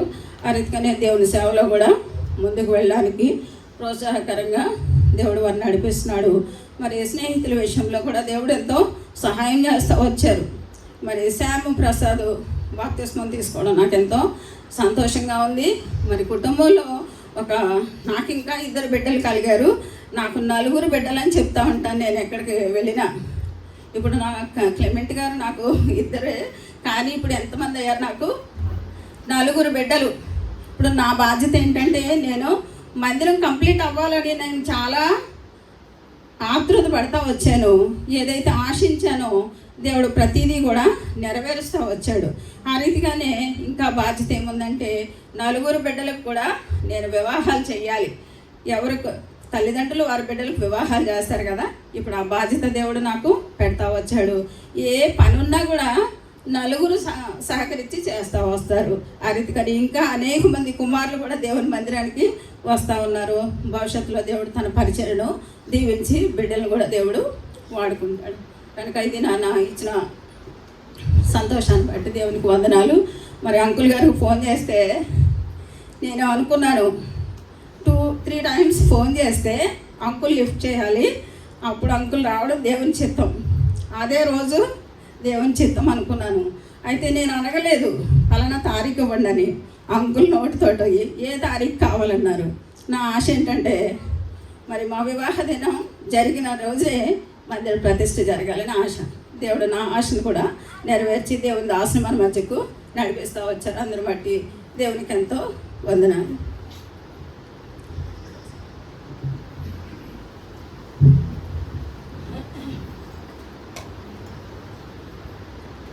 నాకు వాళ్ళ మ్యారేజ్ డే అని నాకు తెలియదు, కానీ దేవుని యొక్క సంకల్పాలు ఆ రీతిగా ఉంటాయి. ఇప్పుడు సహోదరు ద్వారా మీరు విన్నారు సాక్ష్యం అంతా కూడా. ఎందుకంటే ఎక్కువ సమయం అయిపోయింది, ఇప్పటికీ సర్దుకుందాం. మొట్టమొదటిగా మనము దేవుని స్తుతిస్తాం. ఎందుకు అంటే ఈ ఆలయం, ఈ నిర్మాణం దేవుని ఆలయం కాదు. మీరందరూ బాగా అర్థం చేసుకోవాలి. ఈ నిర్మాణము దేవుని ఆలయం కాదు. 7వ అధ్యాయం చూడండి ఎంత ఉందో. వాళ్ళు వెళ్ళిన కష్టాలు, వాళ్ళు వెళ్ళినటువంటి ప్రతికూలమైన పరిస్థితులు ఇప్పుడున్న వాళ్ళు కొంతమందికి తెలిసి ఉండొచ్చు, సందేహం లేదు. కొంతమందికి తెలియకపోవచ్చు. అయితే ఒక్కటి ఇప్పుడు గుర్తుపెట్టుకోండి, ఏంటినంటే యథార్థవర్తనుడు నీతిమంతుని పిల్లలు తదనంతరము ధన్యులగుదురు. ఇంకా చాలా ఉన్నాయి, తర్వాత చూస్తాం. చూడండి అక్కడ ఏం రాయబడింది. 7వ అధ్యాయం అపొస్తలుల కార్యాలు. దేవుని ఆలయం అంటే ఏంటి అనే దానికోసం నేను చెప్తున్నాను. దేవుని ఆలయం అంటే ఏంటి అనే దానికి హస్తకృతాలయములలో ప్రభు చూడండి 47 నుంచి 50 వరకు చూడండి, అందరము కలిసి చదువుకుందాం. అయితే సొలొమోను ఆయన కొరకు మందిరము కట్టించెను. ఆయనను ఆకాశము నా సింహాసనము, భూమి నా పాదపీఠము. మీరు నా కొరకు ఎలాంటి మందిరము కట్టుదురు? నా విశ్రాంతి స్థలం ఇది. ఇవన్నీ నా హస్తకృతములు కావా అని ప్రభు చెప్పుచున్నాడు అని ప్రవక్త పలికిన ప్రకారము సర్వోన్నతుడు హస్తకృతాలయములలో నివసింపడు. ఈ మాట గారు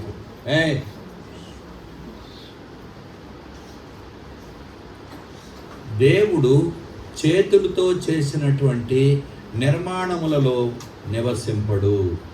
అంటే అర్థం ఏంటి? ఇది చేతులతో చేశారా, నాలుగుతో చేశారా? చేతులతో చేశారు. గుర్తుంచుకోండి. అది చర్చ్ అయినా, అది మసీద్ అయినా, అది దేవుని ఆలయమైనా, లేక గురుద్వారా అయినా, ఏదైనా కావచ్చు. మనుష్యులు చేతులతో నిర్మించినటువంటి దానిలో దేవుడి నివాసము చేయడు. గుర్తుంచుకోండి. ఎందుకంటే ఇలాంటి నిర్మాణాలు చేస్తారు అని అంటే ఆ పరలోకపు దేవుడు నివసించేటువంటి నివాస స్థలమైన మానవ హృదయం లేక సంఘమును ఆయన ఇక్కడ ఏం చేస్తాడు? సిద్ధపరుస్తాడు. అది గుర్తుపెట్టుకోండి. దేవుడు నివసించేటువంటి ఆలయం ఏది? 3:16 మొదటి కొరింథీయులకు రాసిన పత్రికలో చూడండి. ప్రియమైన వారులారా, బాగా అర్థం చేసుకోవాలి. లోన ఉన్నవారు కానీ, బయట ఉన్నవారు కానీ, మా ప్రియమైన సహోదర సహోదరులే, అందరూ కూడా అమ్మలు, మరి అయ్యగారులు, అందరూ కూడా దేవుని యొక్క బిడ్డలే. గుర్తించండి మిత్రమా. దానికి సరైన డెఫినేషన్, నిర్వచనం చెప్పే సమయం నాకు లేదు. గుర్తించుకోండి ప్రియమైన వారులారా. ఎంత మంచి మాట చూడండి. మీరు దేవుని ఆలయమై ఉన్నారని, దేవుని ఆత్మ మీలో నివసించుచున్నాడని మీరు ఎరుగరా? చాలు నాన్న. కాబట్టి దేవుడు నివసించేది ఎక్కడా?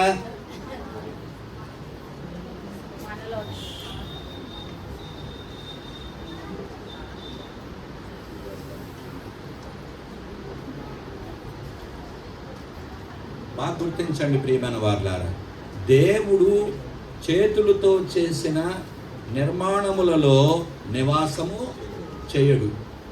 ఇది ఒక నిర్మాణం, ఇది అంతే, ఇది నిర్మాణం మాత్రమే. ఇందులో మనము కూడుకుంటాం, మన ఇల్లు ఉంది, కట్టుకున్నాం, అక్కడ మనం కాపురం చేయటానికి, సహవాసం చేయటానికి ఒక ఇల్లు అంటూ విశ్రాంతి తీసుకోవడానికి ఉంటుంది, అంతే. ఈ చేతులతో చేసిన మసీదులో కానీ, ఈ చేతులతో నిర్మించబడినటువంటి ఈ యొక్క ఆలయంలో కానీ, లేక ఏ టెంపుల్లో కానీ దేవుడు నివాసము చెయ్యడు.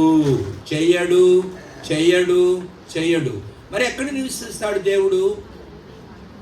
ఎక్కడ నివసిస్తాడు? మన హృదయములో దేవుడు నివాసము చేస్తాడు. మీరు దేవుని ఆలయమై ఉన్నారనియు, దేవుని ఆత్మ మీలో నివసించుచున్నాడనియు మీరు ఎరగరా.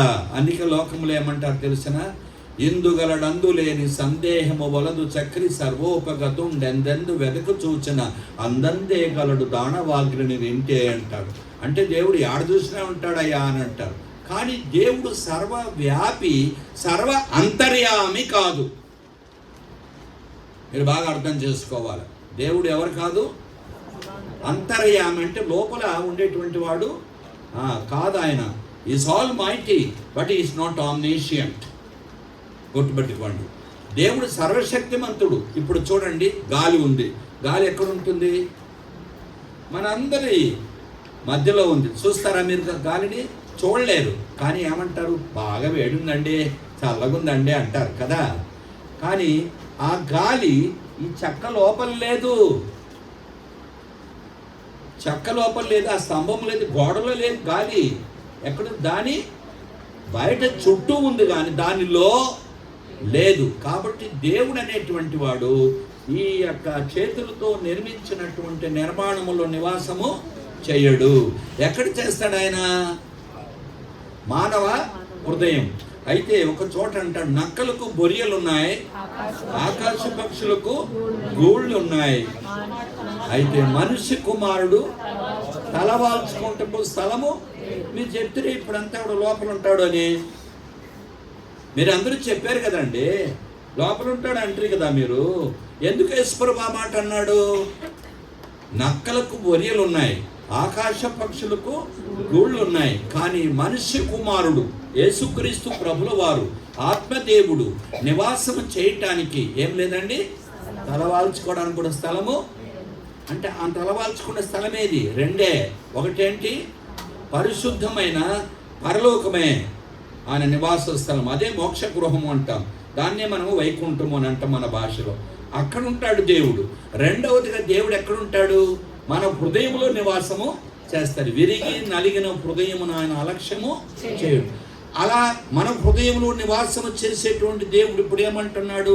తలవాల్చుకోవడానికి నాకు స్థలము లేదు అన్నాడు. బాగా అర్థం చేసుకోండి ప్రియులారా, తలవాల్చుకోవడానికి నాకేం లేదు, నాకు స్థలం లేదు అంటే ఇప్పుడు ఈ స్థలం ఏమైపోయింది? చెడిపోయింది. ఈ హృదయం ఏమైంది? చెడిపోయింది.